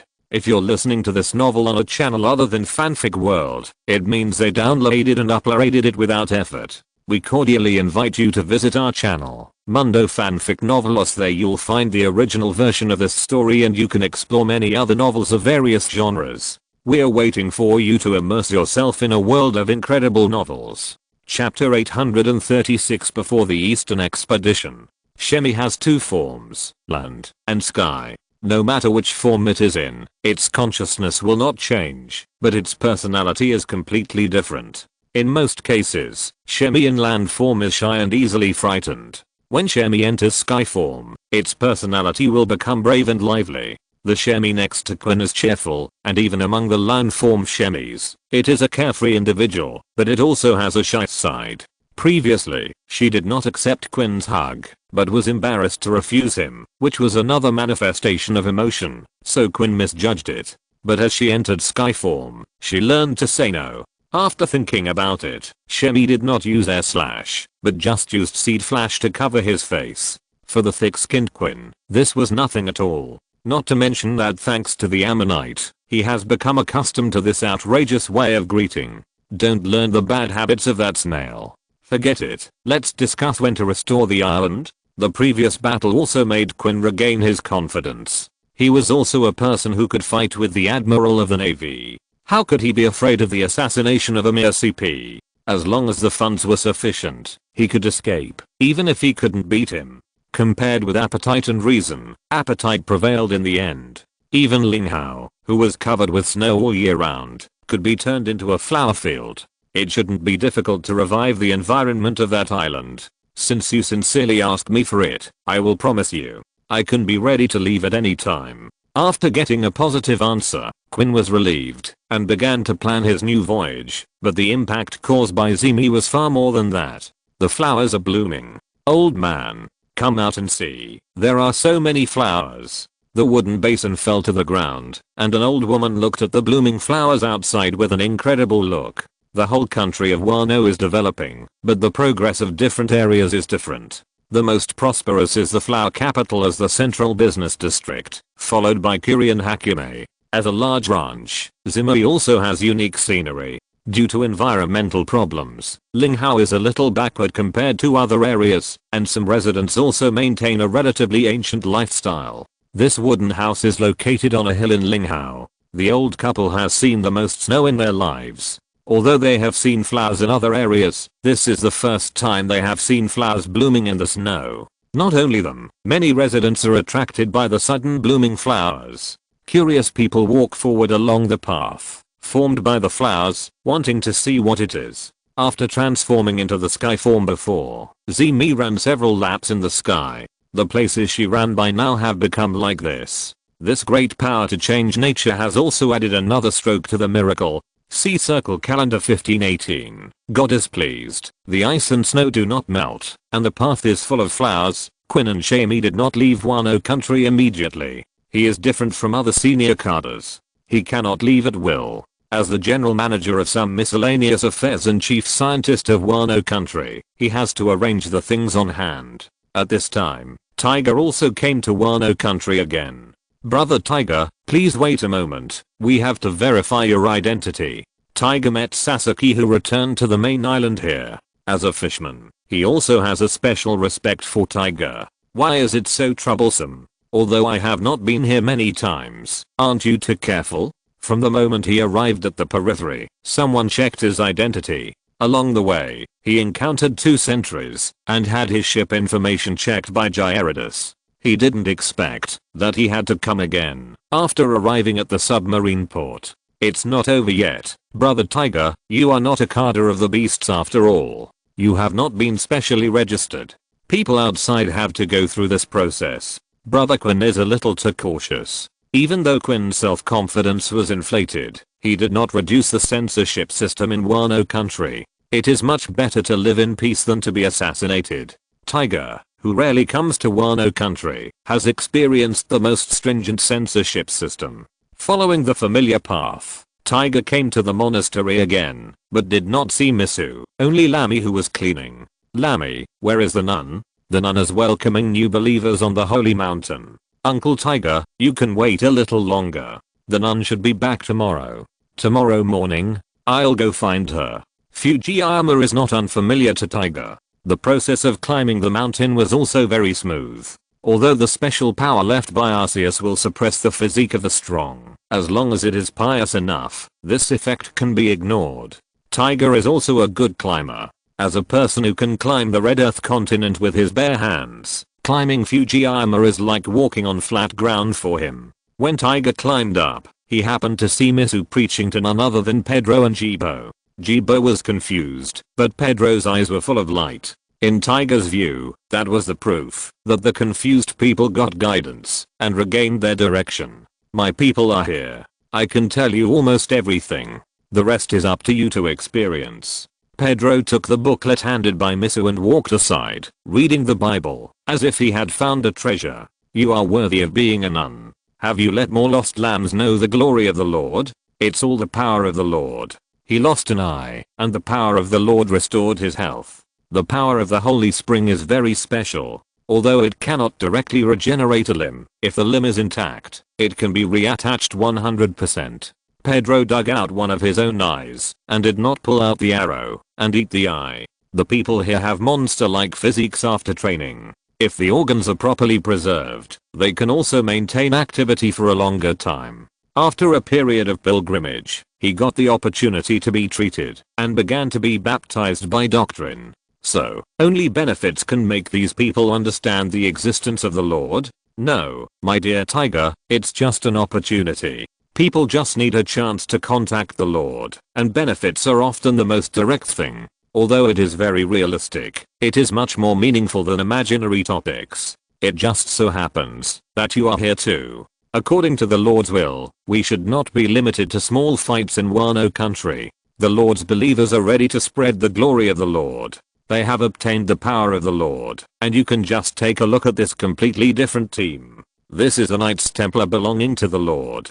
Chapter 837 6 in 1. The Knights of the Formation. Templar Knights. We do not advocate violence, but we will not give it up. In order to maintain the glory of the Lord, fighting is inevitable. This is a team that belongs to the Lord alone and is fundamentally different from the group of pirates. Their existence is only to spread the glory of the Lord. This is a chaotic world, and the turbulent sea threatens people's safety. We must let them know that the Lord can bring peace and a new life to the world. Come with me. I just made an appointment with Miss Shaina to check the strength of the knights. Tiger thought he had enough understanding of the doctrine, but now it seems that he still underestimated the development of the Arceus cult during this period. A Tanabata bluebird flew out of the clouds and brought Tiger and Misu to an open space in Beiwu. 30 members of the Arceus cult had been waiting here for a long time. There were men and women among the 30 people, and they were divided into 5 groups of 6 people each, waiting for inspection. Sorry to have kept you waiting, Miss Shaina. It took a little longer to explain the doctrine to the new recruits. Nothing. They look pretty well prepared. Of course. They have been waiting for this day for too long. Starting from me, we are all ready to sacrifice ourselves for the Lord. No need. Don't forget what the Holy Beast said. Life is the most precious thing. When you encounter something you cannot defeat, protecting yourself is the most important thing. I have something to do later. Let's get started. I see. Children. It's time to test your efforts. The Lord is watching you from afar. Let the Lord's messenger see your efforts. Under the leadership of Misu, the bodies of those people began to change. This kind of animal type transformation ability is not uncommon in the world of pirates, but the strange thing is that these people look the same after transformation. Rather than saying it's a transformation, it's better to say that they all put on armor. The golden armor covered their whole body, and each hand had a golden shield with red protrusions. The head was also covered with a golden helmet. Everyone had a red metal crown on his head, and the crowns of 5 of them were much larger than others. The shields in their hands were also different, with a triangular gap. Are these the Knights Templar? Yes, this is the power of the Lord. These children lost their original families for various reasons, and struggled to survive in the corners of the sea. We brought them back, and taught them knowledge. These 30 people are the ones with superior physical fitness and the strongest comprehensive abilities, and they are also the first batch of graduates of the 6 styles. They have a devout belief in the Lord, and passed the test of the Holy Mountain, so they have won this honor. Pokémon is not a single individual, but a biological group. In the natural environment, Pokémon mostly exist in the form of groups. Some Pokémon are very dependent on the group, and some are very dependent on the help of their companions, such as the weaklings. They are not strong alone, but very weak, but when countless weaklings gather together, they can become a formidable sea monster. The ability of these 30 people is a similar ability formation Pokémon Array Soldiers, a very special fighting Pokémon. In the game, 6 Array Soldiers are considered a Pokémon. But when the formation soldiers are transformed into abilities and given to other people, each formation soldier is a separate individual. 6 people with the ability of formation soldiers together just form a complete formation soldier team. According to the racial habits of the formation soldiers, the formation soldier standing in the front is the strongest and smartest one, responsible for controlling the formation and commanding the other formation soldiers behind him. The same is true here. They are the best in the assessment, so they became the leaders of the formation soldiers. Unlike those individually powerful cadres, their individual strength is not as good as them, but they can gather everyone's strength through teamwork to play a greater role. And the upper limit is not 6 people. Although they are a small team of 6, 5 teams can also be combined to exert a stronger force. Battle formation. Formation. The formation soldier leader is in front, and the others are behind.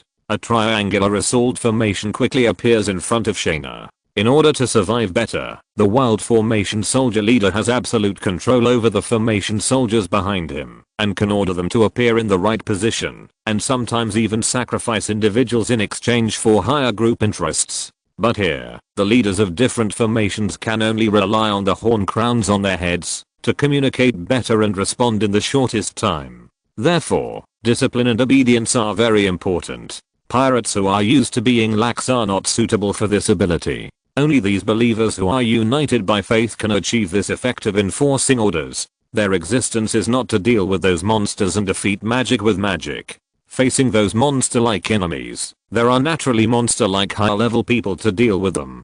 The purpose of the existence of this night group, in addition to spreading the glory of the Arceus religion, is to reverse the situation of grassroots battles in future battles. This requires them to have real strength, and not just a good looking flower rack, so a test is needed. Shaina's wings behind her waved, and a large number of fire feathers shot at these young people. Defense. The triangular formation that rushed forward stopped in place, and the shields in their hands were closely connected, forming a row of airtight shield walls. Ding, ding, swish. Facing Shaina's attack, the iron formation of the formation soldiers did not move at all. Even if someone was injured, they would be immediately protected by the shrinking formation. Not bad. It seems that I underestimated them. They should be able to face stronger forces. It was just a casual attack from Shaina, and being able to remain motionless under such an attack was already worthy of her recognition. Disperse. Surround. The formation soldiers and ability users gathered together followed their leader to move around, surrounded Shaina from different directions, and finally surrounded her in the middle in the form of a shield formation. Because of the test, Shaina did not choose to fly, but tried to break through head on. There was no suspense about the outcome of the battle. Their strength was far behind Shaina, and their number was not enough to make up for the gap, but they successfully delayed Shaina for a short period of time. With their strength, this was already a very good record. As long as there is a suitable person to lead them, this elite team can definitely play an unexpected role. Miss Shaina, what do you think of them? Not bad. They have lived up to the power given to them by the Holy Beast, but this is not enough. Next, it's time for actual combat. The environment in the new world is a little dangerous. You should start from the first half.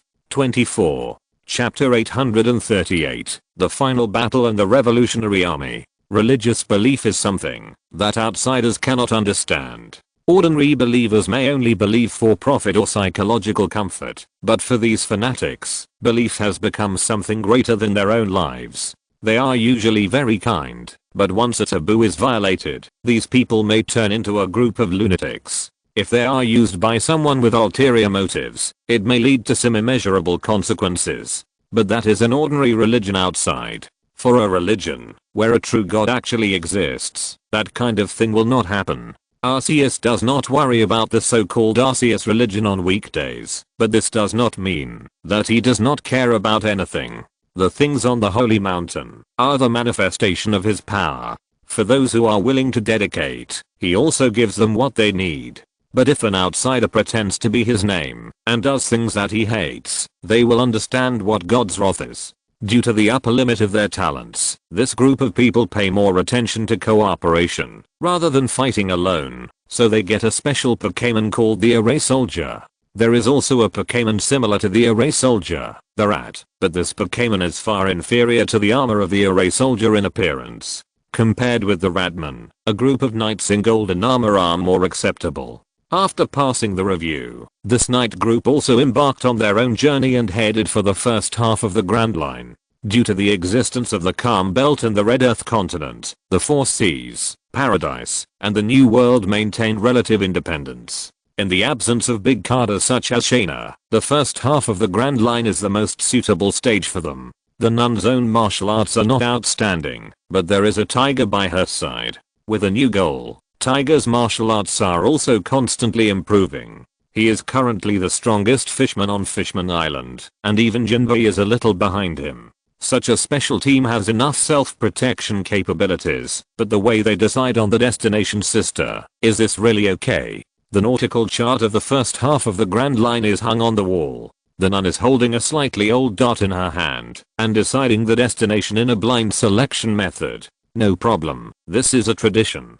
This dart was used by Miss Yamato back then. It is said that the Lord had decided to explore this island in the past. It can be regarded as blessed by the Lord's glory. Because there were no clues, they had to gamble on luck. This was the way to decide which island to explore. However, after being deified and fermented, this process gradually became a tradition. Okay, it seems that our destination has been decided. It's time to set off. Sir Tiger, I may have to ask you more for the battle. These children have not experienced many actual battles. Leave it to me. I will clear the obstacles on the road. The ship flying the 1000 universe arm left on Higashima. Although it did not fly the pirate flag, most forces have equated the Thousand Universe arm with Kaido's skull flag.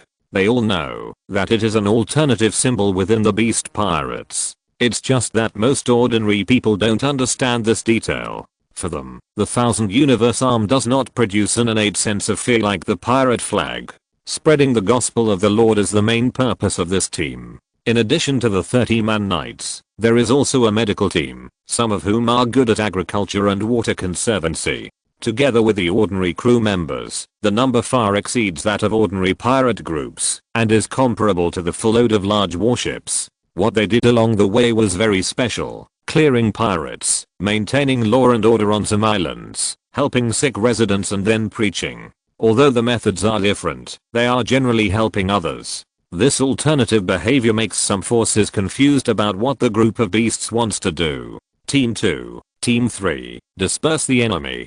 Team 4 rescues the townspeople. Team 5 stays on standby to deal with emergencies. Team 1, follow me.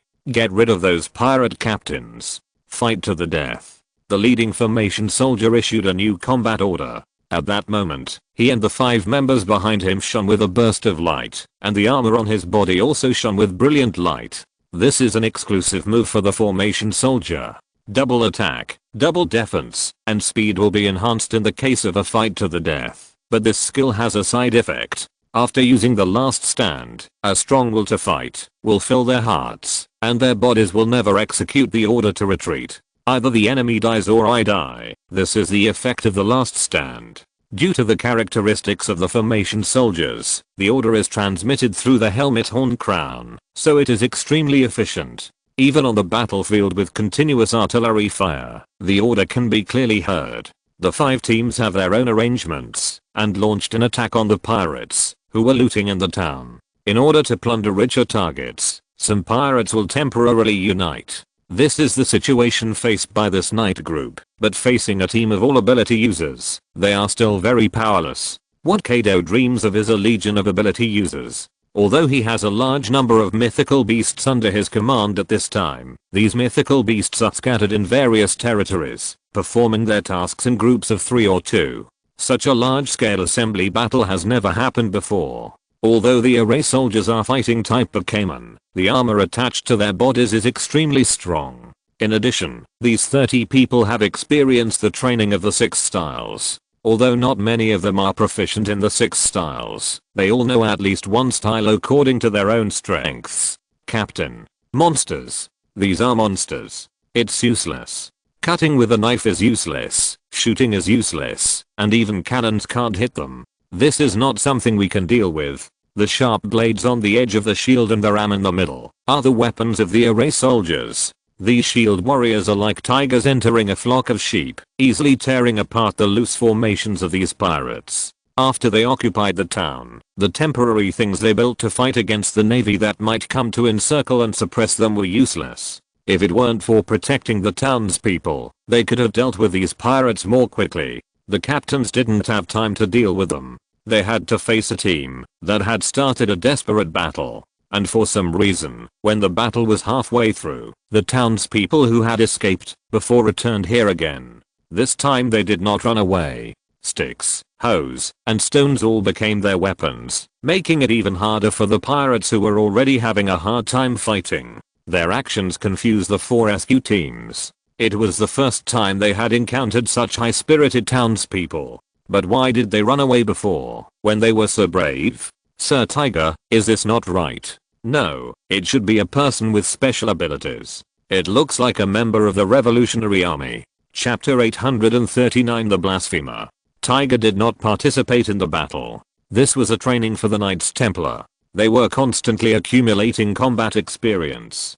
Compared with when they just left the Ghost Island, they cooperated more tacitly and switched various formations with ease. At the beginning, they made various mistakes. For example, because they all entered a state of desperate battle, they had no energy to intervene in other battles, so they developed the habit of keeping a reserve team. Tiger was just another insurance to deal with more difficult enemies. He was also a post-war commentator responsible for summarizing their mistakes in the battle. Picking up the telescope beside him, Tiger looked into the distance. A woman was waving a special flag with a special pattern in the middle and the two letters RA on both sides. This woman's clothes are really bold in Tiger's sight. A woman wearing a red tall hat and a red waistcoat was waving the flag in her hand vigorously, and she was still saying something. The distance was too far, and he couldn't lip read, so he didn't know what she was saying. But her collar was wide open, and she was not wearing any underwear at all. Even Tiger could only describe this style as bold. The mermaid's clothing was also relatively simple, but they would not show their body. But this woman in front of him was not necessarily the case. Sir Tiger, your focus seems to be wrong.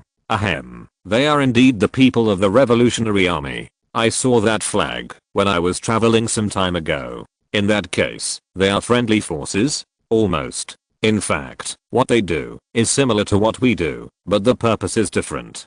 Today, the Revolutionary Army is also moving around, accumulating its own reputation by fighting pirates, and at the same time, it will also attack the royal power of some kingdoms. As the leader of the Revolutionary Army, Long has become the most vicious criminal in the world. For the world government, pirates will only shake their interests, which is just a small matter, but these Revolutionary Army want to act from the root, and the threat is much greater than that of ordinary pirates. Long knows that his wings are not yet full, so the cadres under him are acting separately and working hard for the future. The one who appeared here is the commander of the Eastern Army of the Revolutionary Army, Bello Betty. Okay, you scum.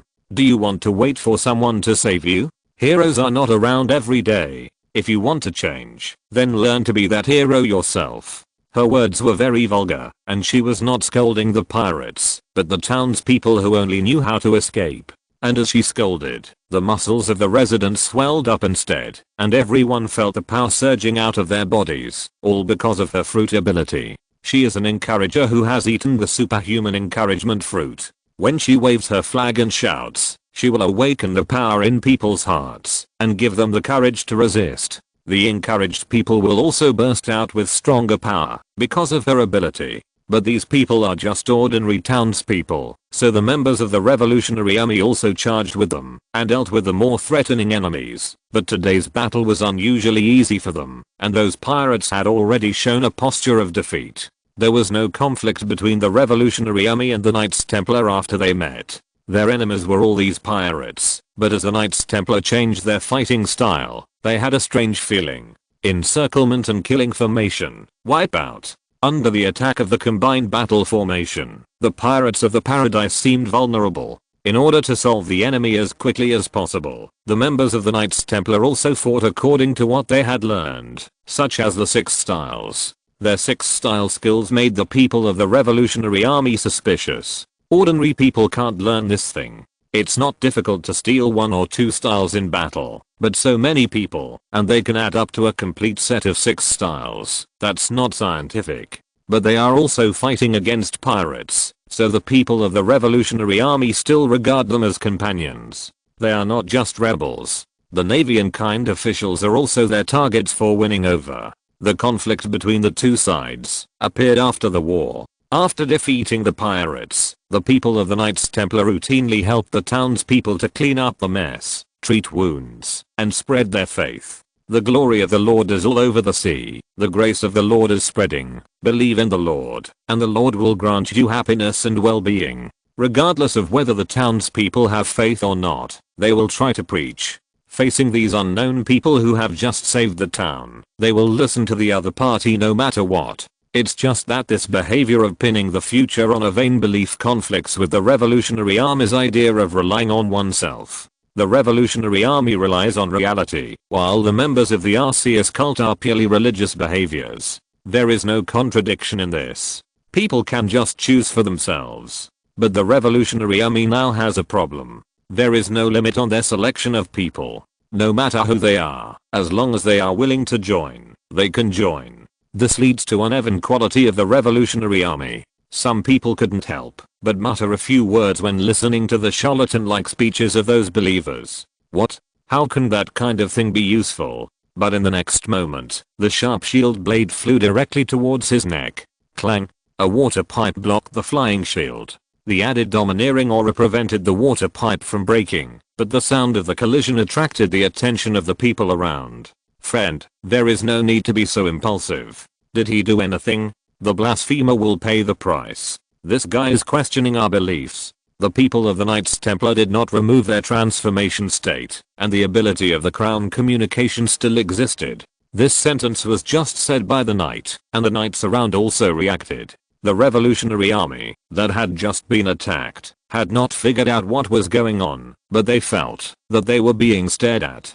The gazes contained murderous intent, even more fierce than when they had just fought with the pirates. The 30 people selected were not only the best in all aspects of the test, but also members of the fanatics. They were absolutely loyal to the Arceus cult that gave them a new life, and even reacted a little too radically, unable to accept any blasphemous words. In his ears, that word of doubt was already an act of treason. Formation. The members around put down their work and surrounded this position.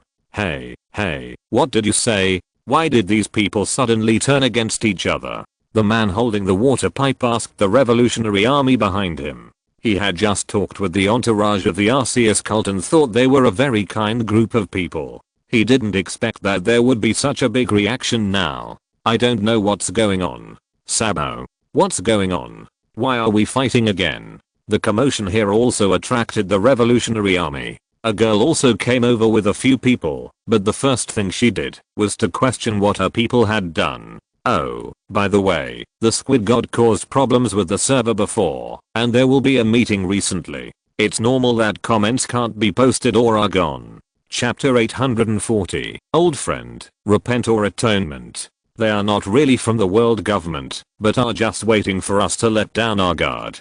Previously, the members of the revolutionary army did not suspect the people of the cult of Arceus. If their target was them, they should not use the 6 styles openly. Now, the members of the revolutionary army felt that the other party wanted them to let down their guard.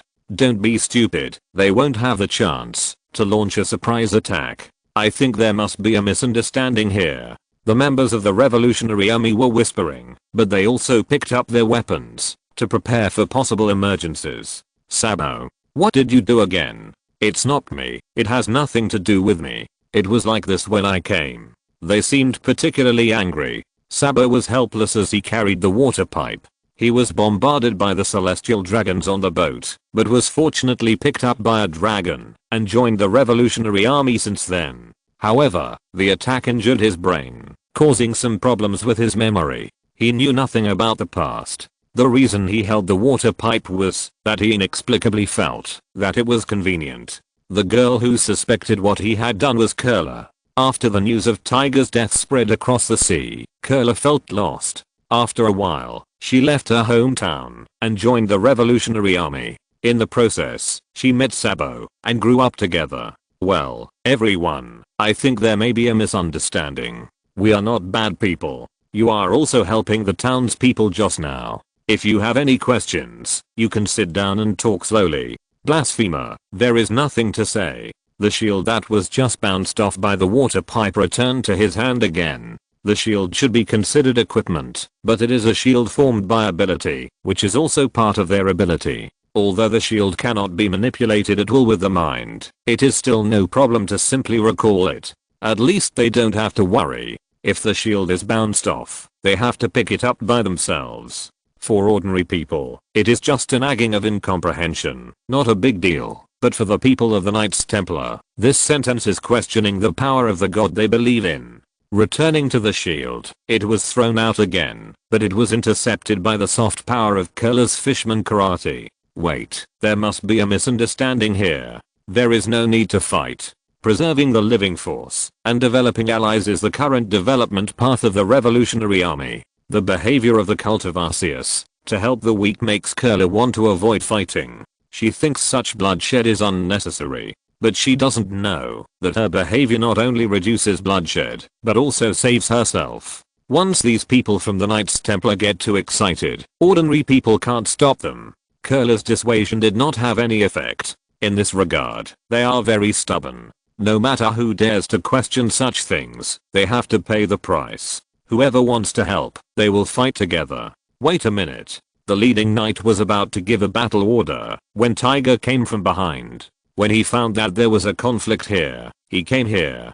Did Haku teach you your fishman karate? Looking at Curler in front of him, Tiger asked his own question. Although the difference between fishman karate is not big, it can also be divided into different schools. Haku's school is also impressive in Fishman Island. Although humans also have the ability to learn fishman karate, there are only a few who succeed. In addition, Curler has the shadow of the Haku school, which aroused Tiger's curiosity. Uncle Tage. You must be Uncle Tage, right? You are not dead. Compared with her appearance a few years ago, Curler has changed a lot. Tiger never thought that the little girl would take this path. In addition, the hat blocked her view, so he did not recognize that this was Curler. But for Curler, Tiger is someone she can never forget. His death indirectly led Curler to this path. Let fishmen and humans get along equally is her goal. You are. In the eyes of humans, he has died in the attack of the Navy. Even if the Navy meets him, they will only think that he is a fishman of the same kind, because Tiger is a dead man in the official intelligence. Most people will choose to believe their superiors. Apart from the fishmen, he has never met someone who is so sure of himself. It's me, Curler. I'm Curler. She took off her hat and restyled her hair. Her outline gradually overlapped with Curler and Tiger's memory. You've grown up so much. Tiger was also quite touched to see the little girl become a young woman. Curler had already hugged him and cried excitedly. It was a great joy for her that Tiger was still alive, but some things did not end with the reunion. Uncle Tiger, what happened to you back then? That's a very long story. Let me finish some things first. Bypassing Curler, Tiger came to the man who had spoken out of turn, but this scared Curler. She was very familiar with Tiger. Even when he was in the Sun Pirates, Tiger didn't want her to see the battle scenes. She also knew what Tiger looked like when he was angry. Wait, Uncle Tiger, there are some misunderstandings here. He is a bit glib, but he would never blaspheme others. Hey, what did you do? I just muttered something. It's useless. He is questioning the Lord's ability. The knight did not defend himself, but just silently said what he heard. Tja, we are spreading the glory of the Lord, not making the world fear the Lord. If we do that, won't we become the apostles of the evil god? If we kill the other party because of an unintentional act, won't we be the same as those ignorant false gods? For those who offend unintentionally, we should give them a chance to repent. This is the tolerance of the Lord. Have you forgotten? Misu also came here at this time, but as one of the first believers, she was calmer because she remembered the mission of the trip. She knew that not everyone could understand her beliefs, and some people would not accept them in their hearts, but as long as the other party did not make insulting remarks, even if they did not believe, she would not do anything extreme. The ignorant false gods refer to the celestial dragons. Since they call themselves gods, the term god has become a derogatory term in the sea. Misu wants to change this perception and let them know the difference between true gods. For such unintentional acts, she will also give the other party a chance to repent, but only once, because the Lord is merciful and majestic. Repentance is an opportunity. If you can't seize the opportunity, you can only atone in another way. Sir, the Lord is forgiving. If you did it unintentionally, I allow you to repent, or atone in our way. Chapter 841, 1 year, disdain from Arceus. Misu would not put a knife on someone's neck, and she would not die if she did not believe in religion. But when they met someone who was stubborn and insisted on disrespectful words, they did not even have the opportunity to mine. She was a nun, but this nun was not only kind and merciful. Even a fool could see that the current situation was not right. Although he did not understand what happened, the member of the Revolutionary Army chose the former and sincerely apologized to the other party. The knights reluctantly accepted this result and did not expand the conflict. Then they continued their missionary behavior. With this minor friction, the people of the Revolutionary Army also controlled their mouths under orders. Even if they were puzzled, they did not say anything to their faces. Tiger chatted with Curler for a while and told about his experiences during this period. Listening to Curler's ideals, Tiger showed a gratified smile on his face. This at least showed that his efforts were not in vain. There are good people among humans, and there are people who are willing to believe in fish people and make changes. After confirming that Tiger was the legendary Tiger, the people of the Revolutionary Army were full of admiration for his behavior. Tiger, the liberator of Mary Gi's, had a great influence on the Revolutionary Army. There was even a special propaganda campaign to let the people of the Revolutionary Army know a little about the Arceus cult. Misu and others did not stay on this island for too long. They left the Revolutionary Army first and headed for the next island. Captain Betty, everyone has been talking about the Arceus cult in those people's mouths recently. I know, there is no need to care about this kind of thing. I heard Mori say before that he also encountered this kind of situation. In general, they are also a group of good people, but they are a little extreme in some aspects. Mori is another captain of the Revolutionary Army. He has a peculiar personality and can be said to be a demon from the giant tribe. As the captains of the Revolutionary Army, they know a little about Dragon's plan and know that the target of the Revolutionary Army is the group of celestial dragons, so they have a certain recognition of the members of the Arceus cult who call celestial dragons false gods and hate them. Although these members of the Revolutionary Army gathered together because of their ideals, they still lacked a clear enough understanding of the power of faith and did not realize its influence.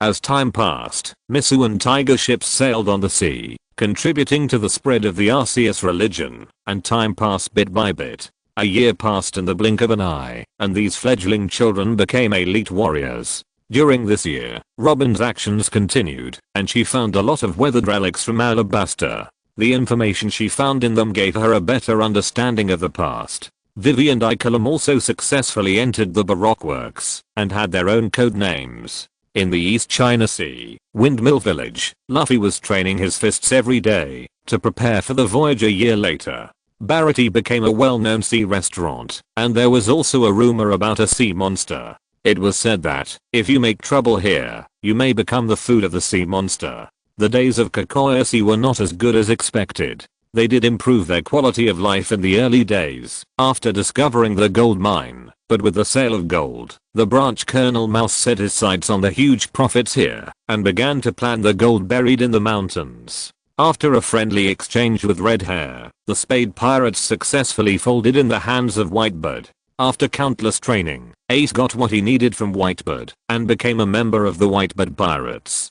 Crocodile is still studying where Pluto is, and Moria is still living in his own world, fantasizing about the invincible zombie army. The rest of the 7 warlords of the sea live a relatively harmonious life, but Boa Hancock is uncomfortable every day. Whenever she is in a bad mood, there will always be a lot of stone statues of pirates in the nearby sea. After a series of efforts, Caesar also made his own artificial fruit, and Doflamingo sent some samples to Onigashima. What do you want this thing for? Arceus was very puzzled when he saw the artificial devil fruit in Kaido's hand. He still remembered the effect of this thing, which was called Smile. Although it was an artificial devil fruit, the success rate was very low. There was a high probability that he would become a person who lost all emotions and could only laugh, no matter what happened. Even if he gained abilities, it was far from a complete devil fruit. The eater might gain some abilities, but not all. Uncontrollable transformation, weird transformation position. Arceus couldn't figure out what Kaido wanted this thing for. Don't you know the side effects of this thing? I know, Joker told me. He didn't dare to lie to me about this. Before delivering the goods, Doflamingo must have checked the effects of the goods and told Kaido about the possible side effects without reservation. If something happened as a result, Doflamingo couldn't bear the consequences. I know you still want it. You don't understand. When I was on the battlefield before, if I seized the enemy's barbecue, I would eat them, but I would not throw away those unpalatable dry food. Instead, I would take it back and share it with others, or save it for later. Kaido used his own example to express his own thoughts. Your ability is very strong. The power of those mythical beasts is much stronger than this kind of thing, but those who can match your power must go through the test, so this thing is much more convenient. Some people will never get your power in this life, but the soldiers also have their own value. Just give this thing to the soldiers. It's better to have ability than nothing. Do you really want to buy this thing? How should I put it? It's still useful. If it doesn't work, it's not bad to throw it to Quinn as a cannonball. It's up to you, but lower the price by 90% for him. Why? Because the success rate of this thing is only 1 in 10. Do you still want to give those rubbish failures to your own people? Scanning the samples, Arceus has come to his own conclusion. In Arceus' eyes, the things made by Caesar are semi-finished products. 9 out of 10 are not worth eating, and the remaining 1 has to be processed again. This is not difficult for him. Not everything made by Caesar is successful, but only about 1 out of 10 is a finished product. He was not going to transform these fruits into Pokemon abilities, but just to help Kaido improve them a little, so that when he ate them, they would be no different from ordinary animal type fruits. As Kaido said, this was the power of the miscellaneous soldiers, giving those who had no hope of becoming Carters a little hope. For them, ordinary abilities were enough. This kind of improvement was not to remove the side effects. He was not going to do the meticulous work of taking out the potato seeds again. It was just to complete it. For Arceus, making it a normal fruit was like cutting an apple in half, which was not difficult. I knew you could handle this kind of thing, so I'll leave it to you. There seems to be news about your slate recently. I'll go over there and take a look. Kaido said and flew away from Onigashima directly, and how to deal with the follow-up issues eventually fell on Quinn's head. Chapter 842, The Blessings of Overtime Workers. The artificial fruit made by Caesar is very special. Its raw material is a special substance called sad, which is blended with the blood of different animals. As a result, the type of smile produced is unknown, and no one knows what kind of ability can be obtained by eating it. To be precise, ordinary people, including the creator Caesar, do not know whether this fruit can be eaten to gain abilities. At the beginning, Mads did not have any requirements for character, and anyone with ability could join. Quinn still has someone to manage him, and he has to consider the consequences when doing experiments, but Caesar is different. He has no bottom line. He doesn't care what the consequences of eating it will be, anyway. It's not him who is eating it.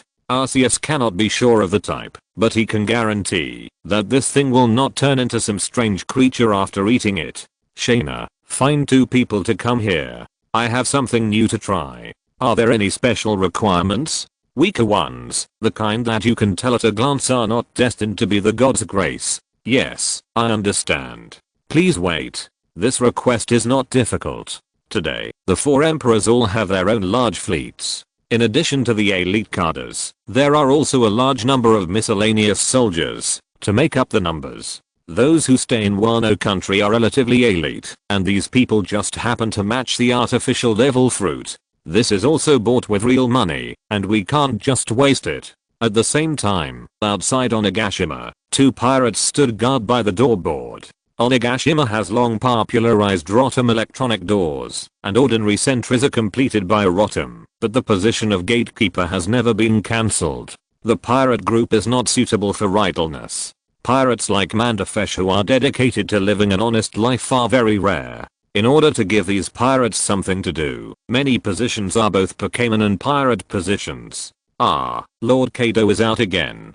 Guess which guy's going to be in trouble this time? Who knows? I guess it's those useless Navy guys. But where are the people who are changing shifts? How long has it been? Understand, those guys had a party and got drunk yesterday. We agreed to stand for a while. We said a while, but it's almost a whole day. We have to let these 2 guys make up for it tomorrow. After all, they are pirates. They are not like the members of the knights in the monastery. Standing guard is like a stake. It happens that they miss shifts from time to time. Anyway, as long as there is someone to take charge, it's not a big deal. You 2, come in with me. Yes, Lord Shaina. The 2 looked at each other. Although they didn't know why, it was always right to listen to the cadres. The metal doors opened one after another, and the 2 came to the floor that they had no right to step on normally. Lord Holy Beast, the people are here. After bringing the 2 into the room, Shaina stepped aside and made room.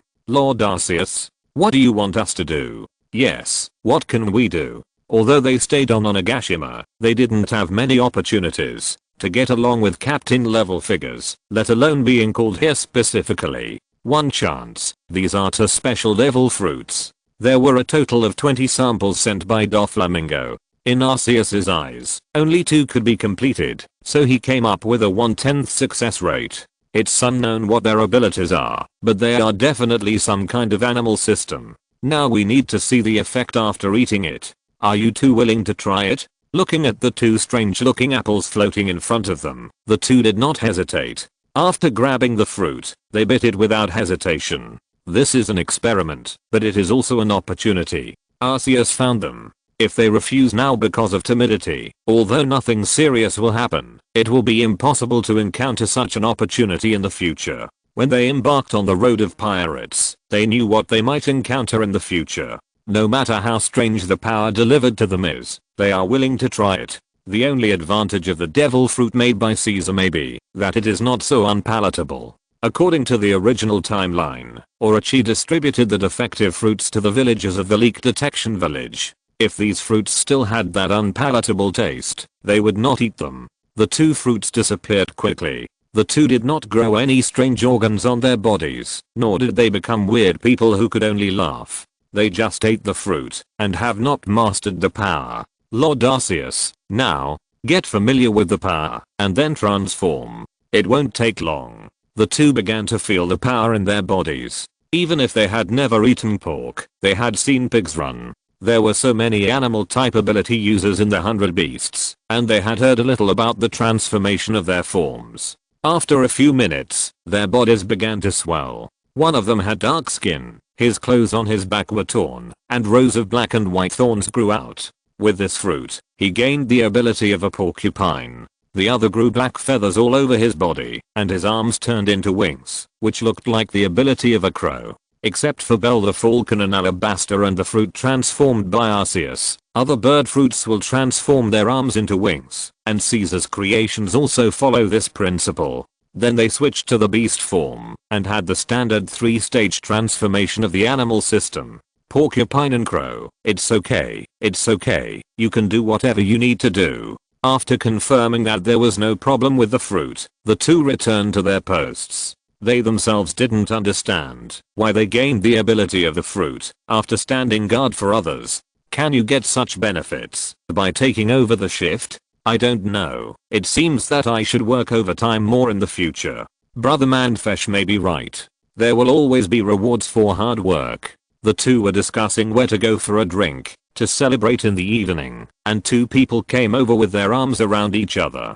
Harper, Rory, what's going on with you two? The two went out to play and played around in Bayou before coming to hand over. They thought they would be nagged, but the two of them smiled happily and didn't know what they were talking about. What's wrong with your clothes? Why are the backs and cuffs exploded? Ha ha ha ha, you two idiots. You have no idea what you've missed. As they spoke, the two transformed again. Harper fiddled with her wings, while Rory studied the thorns on her back to see what function they could play. Ability user? No, weren't you ordinary people last night? Yeah, but during the time you were slacking off, we got new abilities. Not long ago, Lord Arceus and Lord Kaido seemed to have gotten something good again. If you come to hand over on time, wouldn't this ability be yours? If you're listening to this novel on a channel other than Fanfic World, it means they downloaded and uploaded it without effort. We cordially invite you to visit our channel, Mundo Fanfic Novelos. There you'll find the original version of this story and you can explore many other novels of various genres. We're waiting for you to immerse yourself in a world of incredible novels. Chapter 843. The prerequisite for the transaction is that he wants to beat you up.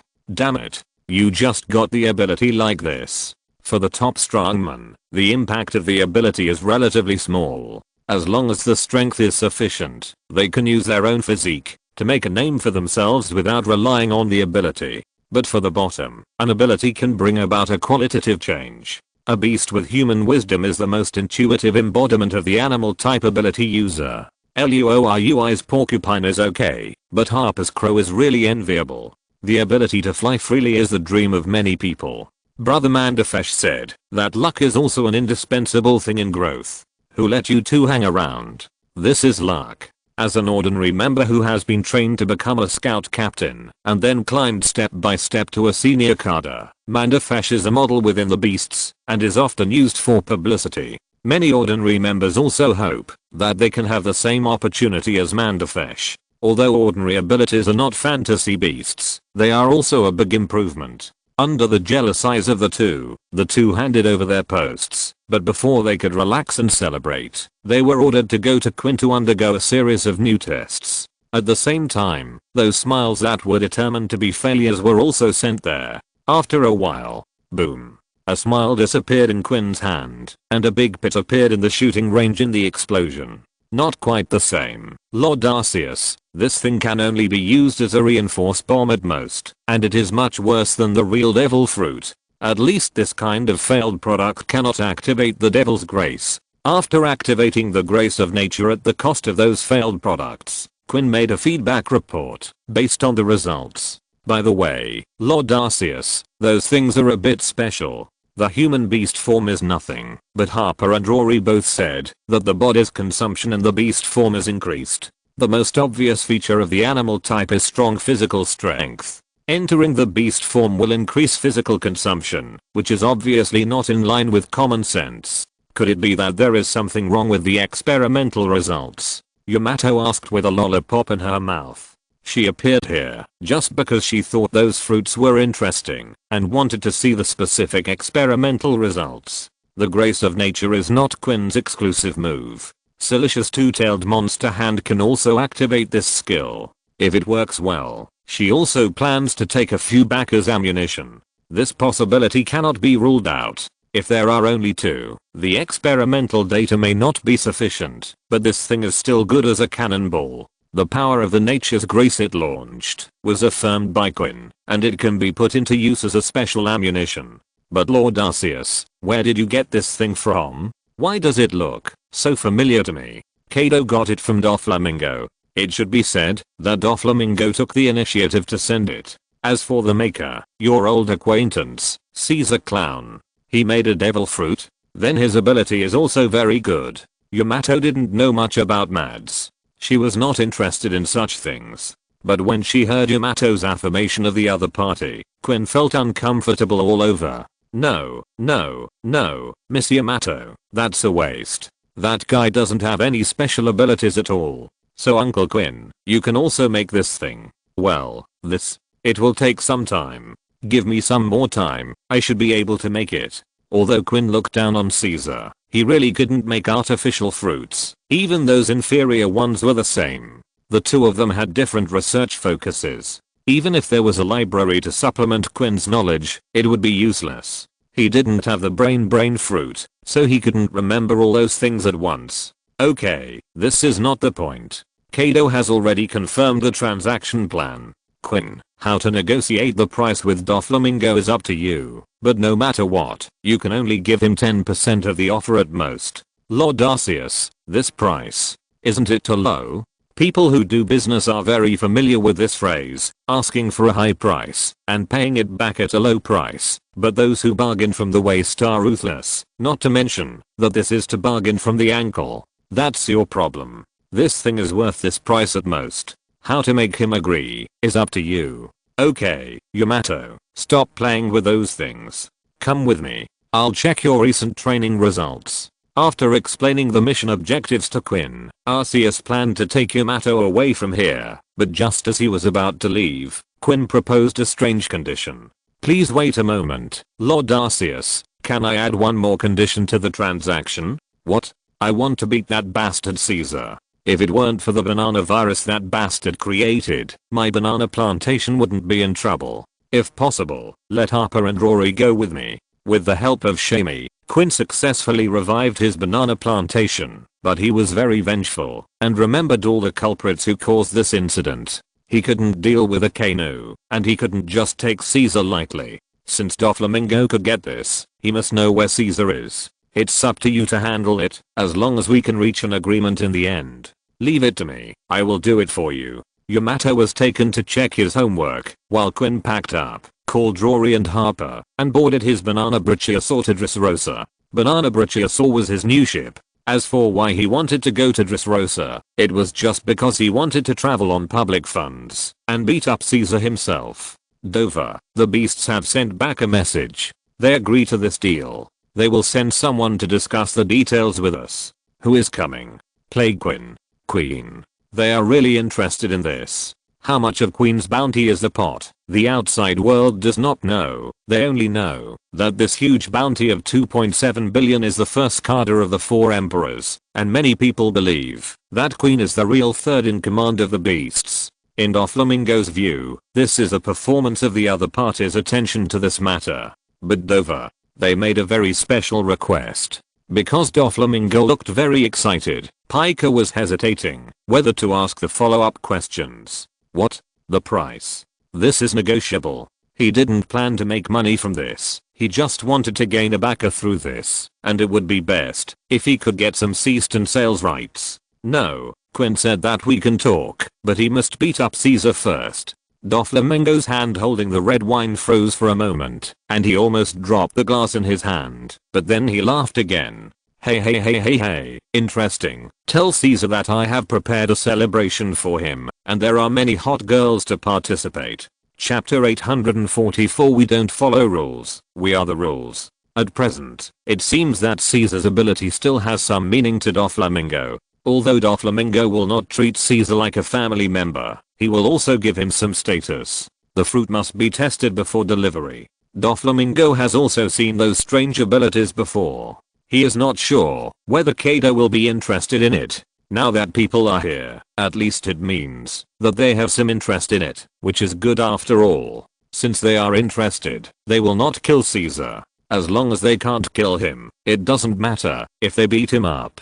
For him, Caesar is important, but it depends on who he is compared with. If compared with the beasts, Caesar is nothing. As for why he said to hold a celebration, he can't tell Caesar that someone wants to beat you up, so you have to come over. Now he has not reopened the Punk Hazard Laboratory, but is only in a nearby venue. He was soon called over by Doflamingo. SHHH, I heard that you are going to hold a celebration. It seems that they are very satisfied with this product. At this time, Caesar didn't know what would happen next, so his face was full of joy. Hey, how should I put it? Anyway, they are interested in this thing, but the details need to be discussed, so they send someone to discuss the details, and this person really wants to meet you as the creator. You should have some common topics. After that, no matter how Caesar asked, Doflamingo did not tell him who it was. His impression of Quinn has always remained in the Mads period. At that time, Quinn did not have the title of Universal Assistant, and it was already very good for the two of them to maintain a state of not taking action, so Caesar did not think about it in this way. While Caesar and Doflamingo were waiting, Quinn's banana Brachiosaurus was on the way to sail. The bow of the ship was the appearance of the head of a tropical dragon. The style of the whole ship was more like the Big Mom pirates than the Beast's pirates. And Rory and Harper were also pulled on board by Quinn. The lives of the two people have changed greatly because of overtime. As experimental personnel, they gained new abilities, and were later temporarily transferred to their own direct troops by Quinn, and are currently carrying out the task of traveling on public funds. Quinn's ship was generally joyful. As the leader, Quinn would lead the singing and dancing. This was his hobby, so much so that everyone on his ship would do a couple of dances. It didn't matter whether it looked good or not. What mattered was that Quinn liked this atmosphere. Rory and Harper quickly integrated into the group. Although they were not Quinn's subordinates before, Quinn's dancing was a routine activity that happened every year on Ghost Island. Brother Quinn, what exactly do you want us to do? Yes, is there any new mission? Originally, they thought that it was impossible for them to become a member of the God's Grace. They were old and had no talent, and they had not accumulated any achievements. They were all thinking about which island they would be assigned to after retirement. But the two fruits gave them hope again. Now that they could get ordinary fruits, they might become a giver in the next step. If they were a little luckier, they might become a God's Grace. Once desire begins, it is difficult to stop. Now they have more imaginations about the future. No, you just need to be familiar with your own abilities, and then let some guys see what your abilities are like. In an era when blame is flying everywhere, even Vegapunk and Judge have self-doubt, but Caesar insists on his point of view, believing that Quinn would never have that kind of ability. As an old rival, Caesar knows Quinn inside and out. Even if there are countless evidences in front of him, he still thinks it is a rumor. Similarly, Quinn also knows how much Caesar weighs. These two fruits have been completed by Arceus. Quinn firmly believes that the original fruits cannot have such an effect. As a manufacturer, Caesar must know what he has made.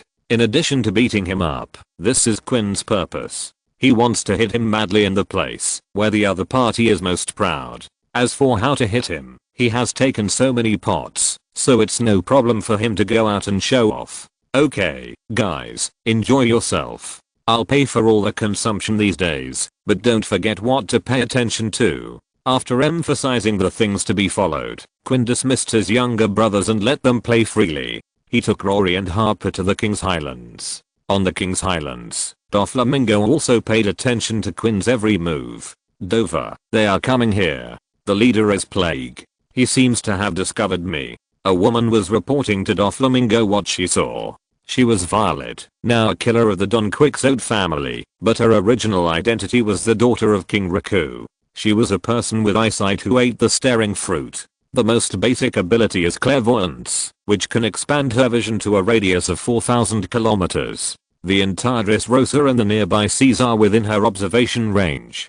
Doflamingo was attracted by her ability at the time, and she finally joined the Don Quixote family on the premise that Doflamingo would protect King Riku's life.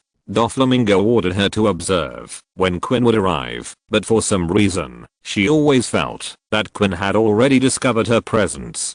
Such a strong intuition? Forget it, the guest has already arrived, so there is no need to offend. Piker, you should go and greet the guest. Doflamingo did not think it was strange that a criminal with a bounty of 2.7 billion found out that he was being spied on. Instead, he thought it was reasonable. Without some strength, he could not become a senior official in the beasts. Doflamingo was very well prepared, but Quinn hit him as soon as they met. Facing the offer of 20 million from Doflamingo, Quinn also stretched out 2 fingers. What does this mean? 2 million, that's the price we can offer. The price of ordinary devil fruits is 100 million at the bottom. If the specific type can be identified, the price will continue to rise. Caesar's artificial fruit is not as good as the original, so the price is halved. Since the probability of failure is not low, the price has to be discounted again. 20 million bales is the final offer, which is very reasonable in Doflamingo's mind. He did think the price was negotiable, but he didn't expect Quinn to just write it off. That's too low. Joker, if the success rate of this thing is 100%, then it can barely be worth 20 million, but its success rate is only 1 in 10, so it's only worth this price. According to the rules of the sea, the buyer should usually bear part of the risk of failure. Doflamingo was right. Usually, for things that might fail, both parties share the risk. For example, some experiments that might fail will not lead to a price reduction of materials, just because the probability of failure is high. He has already given up a lot of profits, but the object of his transaction is a monster from the new world. Hahaha, Joker, as a middleman, do you think too highly of yourself? This is an underground transaction belonging to the new world. What you are trading is not the 100 Beasts fruit, but the 100 Beasts pirates. At times like this, we don't talk about the rules, or rather, here, we are the rules. Chapter 845 Shameless, Invincible. Quinn spoke his final conclusion word by word, and his body, which had been trained by beatings for many years, also released a special aura. He did not have the domineering color domineering, but at this moment, this round and fat man who looked silly exuded the breath of a beast, which made people feel dangerous. After a series of battles, Quinn regained the courage to go out, but he must be fully armed when he went out, relying on various equipment. If a fight really broke out, Doflamingo would not be able to bear it. Apart from anything else, if Quinn really let go of fighting here, the base camp that Doflamingo had built for several years would have to be completely scrapped. So Joker, do you agree with this price, or do you have any other ideas? I can accept this price, but the sales rights of some weapons, oh? Well, it's okay to give you a part of it. Everything will be the same as before. You know the rules in this regard. After all, it is a transaction in the underground world. Rules are prepared for people of equal strength. When the gap is too large, only the strong can make rules. Doflamingo got what he wanted, but he didn't know that part of the business was originally outsourced to him. He was very capable in this aspect, and was even better than other dealers. But then again, where's that jerk Caesar? I want to have a good chat with him. By the way, some tricks are better not to be used on us. Fruit abilities are not absolute. After arriving here, Quinn noticed Violet's existence and knew where the strange feeling came from. The range of ordinary people's observation haki is limited.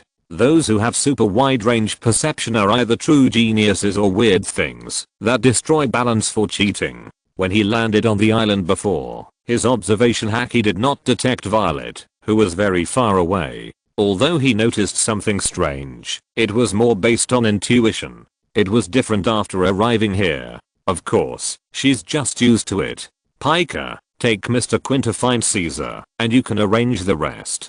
I see, Dover. Mr. Quinn, this way. Doflamingo still has some talent in ninjutsu. Even if Quinn didn't give him much face and acted extremely arrogant, he would choose to ignore it because of Kaido behind him and receive him with a smile. But after Quinn left, he looked at Violet on the side. Did you see his thoughts? Except for him imagining how to beat Caesar, nothing else can be seen. It's completely blank.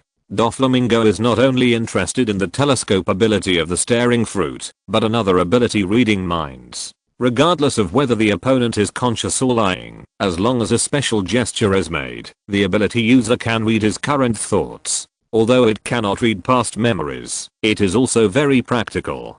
Tesoro always takes Bakura with him when doing business, using the ability of the lucky fruit to complete some goals. Doflamingo is the same. He will also choose to use Violet's fruit ability to detect the trading object. Doflamingo saw through Caesar's idea. Haki is right. After all, he is a senior cadre under Kaido, so it's not surprising that he can do this. The power of the devil fruit is not absolute. When the haki is strong enough, the influence of some fruit abilities will be directly offset. With Violet's strength, it is extremely difficult to spy on Quinn now. By the way, let's take a look at Caesar next. I want to see what will happen. Understood, Doflamingo. There is another reason why Doflamingo gave up bargaining, which is the quality of Caesar's finished product. If the fruit he made is exactly the same as the original, he will never sell it at a bargaining price of 2 million. He can raise the price anyway, but now he has no reason to raise the price. No matter how much a thing costs, as long as it can generate value, it can be sold at a high price. But now the times have changed. Kaido in the original timeline had no choice. Even if the things made by Caesar were lousy, Kaido could only make do with it. Others don't make this thing at all. But as we all know, Kaido has a large group of mythical beasts under his command, and the number is increasing. In this case, Caesar has become a useless thing. He will be satisfied if he can sell it to deepen the relationship. In the final analysis, Caesar is still incapable. Quinn really wants to teach the other party a lesson, and Doflamingo doesn't mind watching. Why are you here, you bastard? In Doflamingo's so-called venue, Caesar met someone he didn't want to see. He always thought this was a venue for celebration, but he didn't expect Quinn to be here. Why am I here? You won't forget this waste. Who are you dealing with? Who says the waste? I said you are a waste, and it seems that Joker did not tell you our trading conditions, including you to beat you. In the S period, there were contradictions. At first, Quinn was really not Caesar's opponent, and he did not suffer. It was because Caesar himself was a natural ability. This ability was comparable to bug in the early stage. Most people really had no way. Many years ago, do you think it was still in the hands of Queen? But there are some things I have to show you first. Harper, Rory, this person is the original creator of your abilities. Come and let him see your abilities. Looking at the two normal people beside Quinn, Caesar didn't understand what Quinn meant until the two of them entered the human beast form, and then a trace of surprise appeared on his face, but it turned into joy in the next moment. I did it. I'm a real genius. What nonsense are you talking about? Caesar ignored Quinn, but ran to Harper and Rory and touched them, and asked them to make some coordinated movements, as if recording parameters. Isn't it obvious? The devil fruit I copied was successful. Look how perfect this body is. Vegapunk hasn't made so many devil fruits, right? I'm really a genius. Chapter 846. That day, Quinn learned to share. If the water is too clear, there will be no fish. If the person is too careful, there will be no followers. At this time, Caesar has achieved a hidden achievement. If a person is too mean, he will be invincible. In Quinn's cognition, Caesar knows what kind of virtue his fruit is. Seeing this perfect ability user, he will definitely be puzzled. At that time, he can say to the other party proudly, "I have slightly improved your skills. You are too weak. You can't even solve this problem." The people of Mads are good at different aspects. This is the field where Caesar is best. Quinn intends to defeat the other party head on in the field where the other party is best, so as to achieve the goal of attacking Caesar. Everything is going well, but he underestimated Caesar's face. For a moment, he didn't know whether to say that Caesar was thick-skinned or shameless. "You guy, don't you know what your technical level is? Haven't you done experiments yourself? Well, you know that the success of this thing is a matter of probability. You should have taken 20 at the beginning. These two seem to be more perfect. None of the subjects of your experiment succeeded. SHHHHH. So you are lucky, fat pig. I still think you looked better back then. How about I help you change back?" The people in Mads are very confident in their abilities. They all think that they are genius scientists who are not inferior to Vegapunk. However, it seems that Caesar is no longer confident, but narcissistic. "Brother Quinn, can we beat him up?" "Yes, Brother Quinn, this guy seems to be a pervert." Caesar's inspection made them irritable, but they were still enduring. They didn't know what Quinn's attitude was. Although Quinn expressed his intention to beat the other party, it was not enough to explain anything. Fighting is very common in the beasts. The Cardas often curse and fight each other, but they can still sit together and drink and chat. Kaido is a typical example. "Let me do it. I will beat you two as well." The two of them were just guarding the gate on Onigashima. Quinn looked down on Caesar's ability, but he was not so bad that he couldn't even handle the gatekeeper. If the two of them failed, it would be very embarrassing for Quinn. Originally, Quinn planned to use the fruit he had transformed Caesar to anger him, but looking at such a shameless Caesar, he had a new idea. Since he has this cognition, let's make the best of it and let him continue to make mistakes. No one knows that the successful fruit is processed by Arceus, and Doflamingo can sell them to others. People outside may not be as keen on the animal system as Kaido, but they may also be interested in the ability. As long as the fruit can be sold to others, Caesar, as the maker of the fruit, will also become famous. At that time, he will either be hated because of too many failed products, or be targeted by the world government because of the great influence of the manufacturing ability. Maybe they will arrange a plan to assassinate Caesar. At that time, he can take part of the blame from Quinn.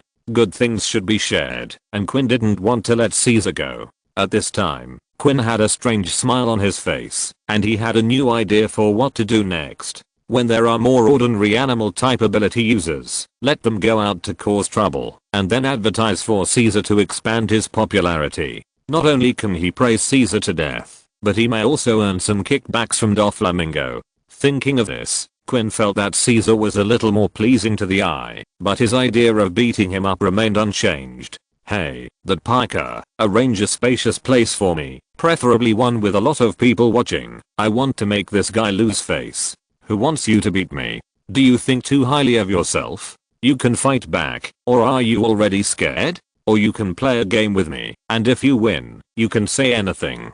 "Game? Yes, roulette. I have special Seaston bullets here, enough to blow your head off." As he said that, Quinn took out a pistol, but it caused Caesar to roar. "Don't you have any knowledge, idiot? Which sea area would use such a gun? Are you a bumpkin from the 4 seas? Caesar hadn't agreed to Quinn yet. He valued his life and didn't want to participate in such a life gambling game, but Quinn was insulting him. The rules of roulette are very simple. Put 1 or more bullets in the 6 slots of the revolver, rotate the wheel at will, close the wheel, and the participants of the game take turns to shoot their heads with the pistol. The premise of all this is that the gun must be a revolver, and what Quinn took out was a fully automatic pistol. This is basically a bet that the bullet will jam. The technology in the pirate world is very crooked. Various automatic weapons can be seen on the Grand Line, but in the 4 seas, many people have never even seen a revolver. They use antique pistols that fire 1 round and reload 1 bullet. Stop talking nonsense. Either you get beaten and try to fight back, or you bet your life and try to see if my gun will jam. Your damn M-virus destroyed my banana plantation. This account must be settled today. Caesar, this is what over meant. Piker on the side blocked Caesar's retreat. For future transactions, and for his own smooth access to funds, Caesar was forced to accept this agreement and have a duel with Quinn, but the duel was actually held in the bullfighting arena. It is one of the main attractions in the kingdom of Dressrosa, and can provide a large amount of tax revenue for Dressrosa. Originally, it was just a place for sword fighters to exchange sword skills, but since Doflamingo ruled here, the bullfighting arena has become a place of pure mutual slaughter and sensationalism, full of blood and violence. However, in this era of great pirates, this atmosphere has further increased income. Caesar, unwilling to give up, came here and planned to make Quinn suffer a little, and Quinn was also ready to revenge for his banana. Everyone. Today we will have a special battle. Two people will fight it out here. In the bullfighting arena, the commentator is explaining that Dressrosa does not refuse pirates to enter now, and it is common for pirates to participate in the competition. Due to Doflamingo's status as a Shichibuke and a former celestial dragon, the world government also chooses to turn a blind eye. The two sides of the decisive battle are the big boss from the Beast's pirates, the four emperors, the big pirate with a bounty of 2.7 billion baileys, Plague Queen, and his opponent, the criminal with a bounty of 300 million. Caesar, you bastard. What do you mean by a criminal? Am I just a criminal? Before the battle began, Caesar had already felt some dissatisfaction. The modifiers of the two sides were too different. Chapter 847 CP9 is fooled. Neither of them is a good word, but Quinn's title sounds much better than his. There is nothing that can be done about it. Quinn's current identity is a pirate, and he has long been famous for a pirate with enough modifiers, but no one can say Caesar's identity in public. Don't worry about that. You should be glad that you don't have a good reputation to brag about, otherwise you will lose face. I should give you this sentence. Gas lasso. When the commentator introduced the identities of both parties, the duel was declared to have begun. Caesar chose to attack first. A large amount of gas was released from his body and gradually condensed into a materialized lasso, flying towards Quinn. After the lasso hit Quinn, a large amount of gas enveloped Quinn, restricting Quinn's movement path. The cloud formed by this gas lasso contains highly toxic substances, which can easily cause coma or death after inhalation. SHHH. Is this all you have? Your title is too lame. What? The way Quinn dealt with this move in the past was to wear a gas mask. It was easy for him to make this thing, but this time he actually inhaled the gas directly, and even exhaled in disgust. I said, do you think it's still the same as before? This little bit of gas is completely useless. Although they are both gas, the gas toxicity of Gala double gas is much stronger than that of Caesar. With the help of a Lolamud and Gala double gas, he has already studied a large number of antibodies. Even without the special antidote made by Tauteo, it is not so easy to poison him. Magellan has a headache when he sees Quinn. Arsehole, stop looking down on me. Gas clappers. Caesar threw two special clappers at Quinn. The moment they came into contact with the ring, the clappers exploded violently. Boom. Most of the ring turned into a sea of fire. The gas that Caesar usually made was stored in it. After being detonated by him, it became a powerful bomb. But it still didn't work. The wings behind Quinn began to flutter, and the strong wind quickly blew away the smoke and dust. Quinn, who was unharmed, stood there motionless, not paying any attention to the explosion. No, it's impossible. Nothing is impossible. Your information is too behind. You will never know what I have experienced in the past few decades. You will never understand the source of this domineering aura. At this moment, Quinn suddenly understood why Kaido liked to use his face to receive other people's skills. He obviously had the ability to dodge, but he just didn't dodge. The feeling of watching the enemy find that his attack was meaningless and couldn't even break the opponent's defense was really great. I've let you start first. Don't say I bully you. The fat figure came in front of Caesar in the blink of an eye, and the huge arm wrapped with domineering aura hit Caesar. Don't think that the natural type is invincible.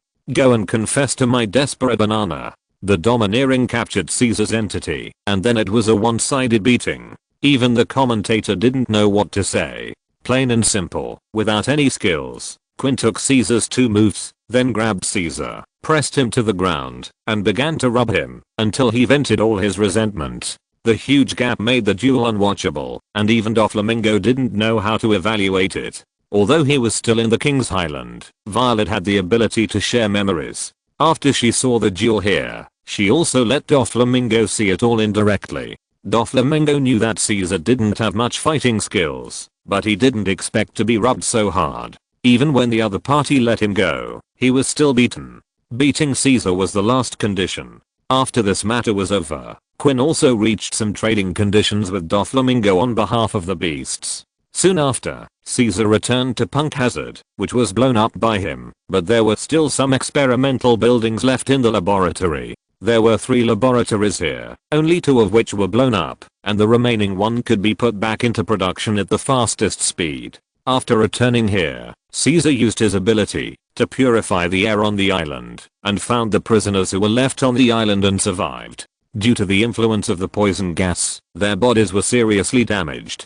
After the prisoners who could not walk were equipped with objects to assist their movements, Caesar accepted them as his subordinates. In the next 1 or 2 months, artificial fruits were continuously produced. After being supplemented by Arceus, they reached the grassroots of the beasts, which made the struggle of the grassroots of the beasts rise again, and caused a wave of overtime work. Caesar was also confused. Those sold could become normal abilities, and the test products left behind were all problematic. At this point, he still didn't believe that Quinn had this ability. His force was greatly enhanced, but this did not mean that his brain would become stronger. While suspecting that the beasts had a secret, he also began to think that this might really be a matter of luck. At the same time, Quinn's plan to share the blame also began to be implemented, and indirectly harmed some people. He used the artificial fruit ability users of the beasts to advertise, so that other forces on the sea could see these people, and then let Doflamingo sell Smile at a normal price.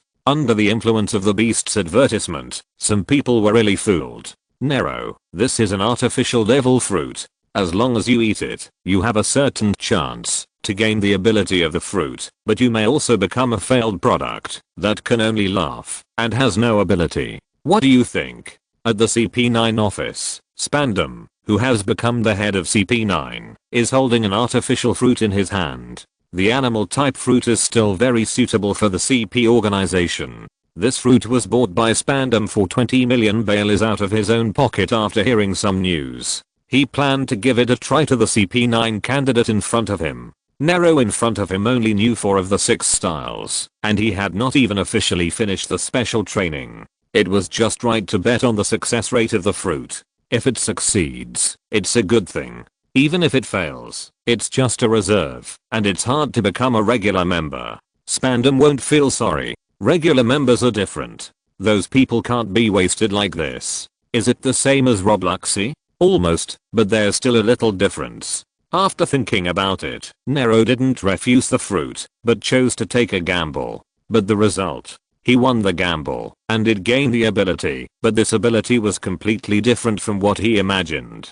Chapter 848 Quinn's Scam. There was no change in the upper body, but a fluffy tail appeared behind the buttocks, with black and white fur, and the lower limbs became the same structure as the beast. According to Caesar's own standards, this fruit was successful, and it was even a relatively good result. The things he made were originally random mutations. Not growing an animal head in the position of the buttocks, or his head turning into the position of an animal's buttocks was already a very good result. Captain Spandam, this is. Although the changes in the lower body have a certain increase in physical strength, he found that he could not change back. Oh, that's right. There is a very small probability of obtaining perfect abilities, a high probability of failure, becoming an incompetent who can only laugh, and a small probability of obtaining imperfect power. There is nothing wrong with you like this. Listening to Spandam's words, Nero suddenly felt a gas running around in his body, and soon reached the edge of endurance.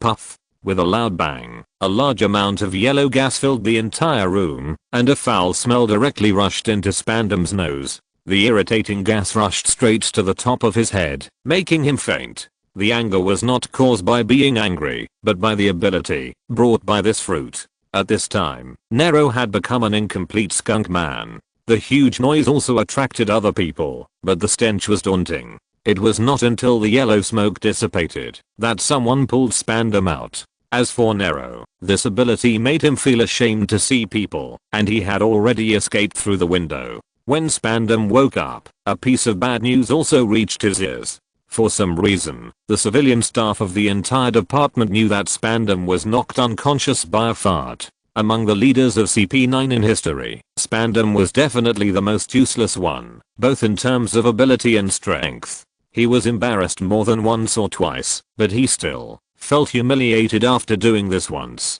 Who is it? Which bastard said it? Sorry, I accidentally said it. Bay. A round man explained the reason for the matter. He was round in the literal sense, whether it was his head or his body. Even his neck was hard to find, and there was an exaggerated zipper sewn on his mouth. This is one of the members of CP9, a Tonishio, a man with a level of confidentiality comparable to that of Omaru. No matter what secrets come to him, they can't be kept. Even if there is a zipper on his mouth, it can't stop his urge to reveal secrets. He often tells secrets while walking on the street, so he has no chance of all the undercover missions. The spread of the reason for Spandam's coma is also directly related to him. Owl, you guy. I can't help it. I accidentally let it slip. And you have your own problems, sir. Who made you only have a Deo power of 9?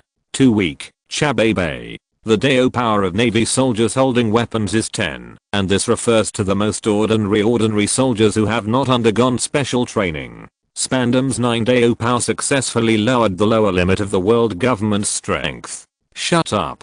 Zip up your pants. Ouch. I'm so sorry, sir. This is all my fault. I'll commit seppuku to apologize. The man with long pink hair and dressed like a kabuki actor took out a knife and stabbed it into his abdomen, but before the blade touched his abdomen, he used an iron block. Ouch. It's a pity that he didn't die. The lion, another member of CP9, likes to commit seppuku to apologize at any time, and then uses an iron block when seppuku. He is also one of Spandam's weirdos. You too. That's enough. Sir, what do you want from us? Gabra, stop the weird behavior here. He is considered to be a relatively normal person in the CP9 present. Robluxy and others are carrying out a covert mission in the Seven Water City. At this time, only the 3 of them are still here. Although Spandam was very angry, he still took out another fruit. Sir, this thing. Could it be the one that Nero ate? Of course not. This thing cost me 100 million berries, which is much more expensive than his.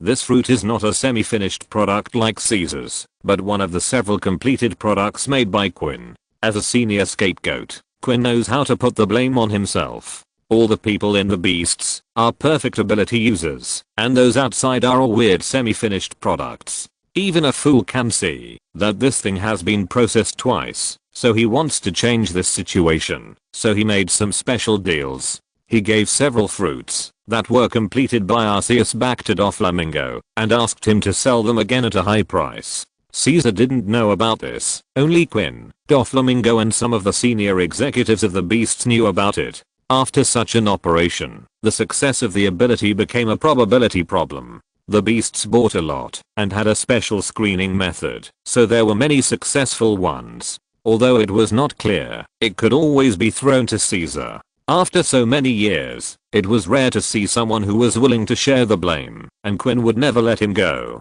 As for the whereabouts of those fruits, Arceus didn't care what these garbage were used for. He didn't like them in the first place. For him, the greatest significance of these artificial fruits was that they had set off a new craze of overtime work within the beasts. A group of originally quiet kings of roles started working again, and Quinn used this method to offset the expenses that should have been paid, and he also made some extra money. Doflamingo also used these special fruits to give himself a wider market. Either spend money to buy expensive ones, or gamble on luck. For those who are short of funds and want to buy fruits, this is a very special opportunity. In a sense, neither Beasts nor Doflamingo lost money, and this incident is also called the Quinn scam, also known as Quinn's trick of sharing the blame. He gave Nero the fruit for experimentation, and Nero was not a formal member, so it was okay to do it casually, but Gabra and others were different. They couldn't be used as test subjects casually. Gabra, you are already a user of special abilities, so Owl, Yuto, who will take this fruit? To be a middleman, credibility is the most important thing. As a middleman who walks between the black and white worlds, Doflamingo still has some credibility. Spandam thinks that the things he sells at a high price are not fake. Sir, are you really not preparing this fruit to take revenge on me? Chatter. After discussion, Yuto gave up the fruit and decided that Owl would eat it. Just looking at Spandam's smile, Owl felt very uncertain. Chapter 849. The Lone Hero's mission condition has been triggered. How could that be? Am I that kind of person? So you don't care if I told others that your Deo power is only 9. Chatter. You don't care if I told others that you were planning to embezzle public funds but were discovered and finally relied on Chief Spandine to settle it? Chatter. You don't care either. Enough. Spandam didn't have a big deal in the first place. He was just fainted by the stench, but if the owl continued to talk, he would really be pissed to death. He jumped up from the bed, grabbed the zipper on the owl's mouth, and quickly pulled it up. It's up to you guys to eat it or not. After eating it, just tell me what ability it is. Oh, you don't have to tell me either. Anyway, it won't take a few minutes, and the whole world will probably know what kind of ability you have. In order to prevent further exposure, Spandam left here neatly, leaving Gabra and the other two looking at each other. Hey, Owl, you should sell this thing. I tell you, this thing is super unpalatable, and there is a devil in it. If you eat it, you will explode directly when you touch other devil fruits. Gabra would not shout seppuku every day, nor would he reveal problems everywhere, but he is a liar, and few of his words can be believed. But, this is man-made, so there shouldn't be so many things. By the way, Gabra, I heard that you are pursuing Catherine, the waitress on Judicial Island. He did not believe Gabra's nonsense, but swallowed the fruit in one gulp, and exposed Gabra's gossip. Yo, is that true? I heard that she is a very special looking woman enough. Stop talking nonsense, and take a look at what your ability is. You should be able to feel it soon. Gabra did not want to be pulled out and whipped like Spandam, so he returned the topic to the ability. Generally speaking, the owl has gained a very strange ability. The neck is very long, a bird, but it can't fly, but it can swim. The answer is penguin. Under the influence of the fruit ability, Owl obtained a strange bird fruit that cannot swim. What specific abilities can be developed, and what applications can be made, depends on Owl himself. Quinn's business is booming here, and Onigashima is also making new plans for the carters who go out. Misu and Tiger are still on the way to preach outside, but with the increase of real experience, the cult has also been divided into two parts. Among them, those whose beliefs are close to madness have reorganized a team. They have a strong reaction to any questioning voices, and are no longer suitable for ordinary missionary work, so they have become punishment knights alone. They will only come forward after they are sure that the other party insults and slanders their gods. Other people with calmer and gentler personalities took over the original missionary tasks, further improved the structural problems, and reduced the possibility of conflicts. Lord Holy Beast, this is the situation with Misu for now. Is there anything they need to pay special attention to? Let them talk to others more, and don't fight over a disagreement. Some things can be discussed after they are explained clearly. Yes, I understand. In addition, there is the problem of the Big Mom pirates. They want to buy a batch of Pokemon you created. It's the same as before. Just sell products. 1GUO is still a restricted area for Pokemon like Frosty the Milkman. Whoever dares to let them pass will bear the consequences. Unless Charlotte Lin's food addiction is cured, don't even think about it. Pokemon were not meant to be sold as commodities. Except for those assigned by Arceus, the rest of the Pokemon that followed others were those who got the Pokemon's approval themselves. But for the pastry chef of 1GUO, it would be useless, even if he got the approval of Frosty the Milkman. Big Mom never gave up on this, but she never said anything. No, Lord Holy Beast, they are interested in giants this time.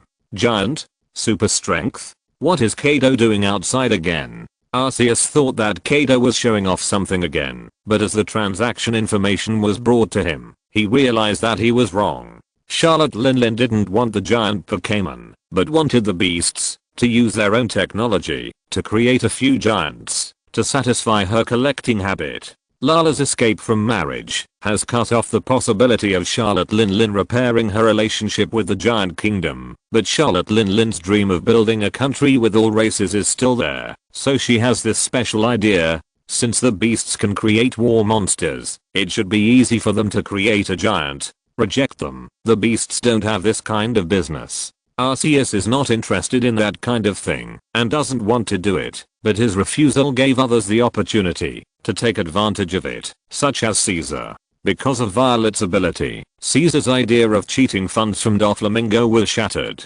Caesar did not have Quint-tempered domineering power and was immune to Violet's mind reading. For this reason, Doflamingo also sent people to keep an eye on Caesar to prevent him from making small moves. Without funds, you can't spend money on wine and women. Under the temptation of desire, Caesar took the initiative to find Charlotte Linling after hearing about her demands, and the reason for persuading Charlotte Linling was also very special. Shoo-la-la-la, I can make anything that Quinn can't make. My technology is better than his. It's just a giant medicine. As long as the funds are sufficient, I can definitely do it. Caesar's fruit was successfully sold to various forces with Quinn's secret help, and he also successfully took away part of the pot, so Caesar's reason was quite convincing.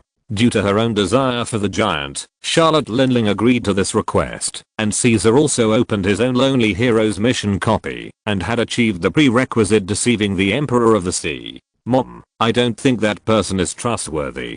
Katakuri expressed his own opinion. The decision to reach a deal was made by Charlotte Linlin. He had no right to change it, but he could retain his doubts. This was the right brought by his own ability. Well, that brat shouldn't dare to lie to me. If he dares to lie to me, I will let him know what horror is. Unfortunately, Kaido doesn't want to do such a thing. Charlotte Linlin didn't know that Kaido didn't even see what she proposed. It was another person in charge who made the decision directly. Kaido was making a big move outside. He faithfully fulfilled what he had said to Arceus. If I did it, there would be nothing left of that island. At this time, at a naval experimental base, Kaido was sitting on the ruins and scanning the surrounding environment. The stone slab radar on his wrist did not respond at all, which made him feel bad. Ahem, it's another day of the 24th. Chapter 850 Jack's Upgrade Battle. Why did this monster appear here? Near the ruins are the remaining soldiers of the Navy. As a research institute, even if it is not as important as Punk Hazard, there are still some experimental facilities. These experimental facilities still retain some important data and need to be looked after by manpower.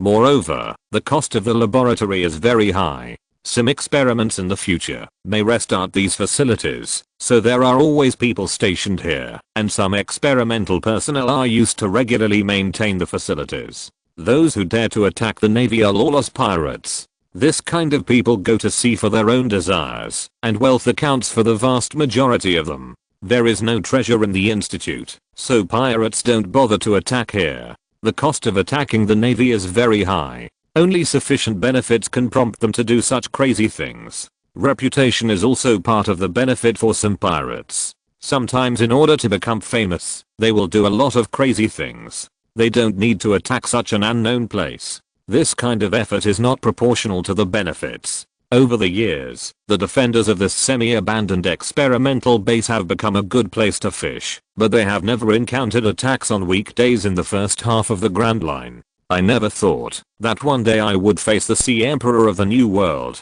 Although the facilities of the base are maintained on time, and guns and other things can be used normally, the only purpose of these weapons is to let Kaido feel the atmosphere of war. The shells hitting him are no different from tickling, or even worse than tickling. These people are like ants to Kaido. He doesn't care how many ants are crushed to death when destroying the ant nest, nor will he deliberately step on the escaped ants after achieving his goal, provided that these ants do not provoke him. The extreme difference in force has made them at a loss as to how to resist.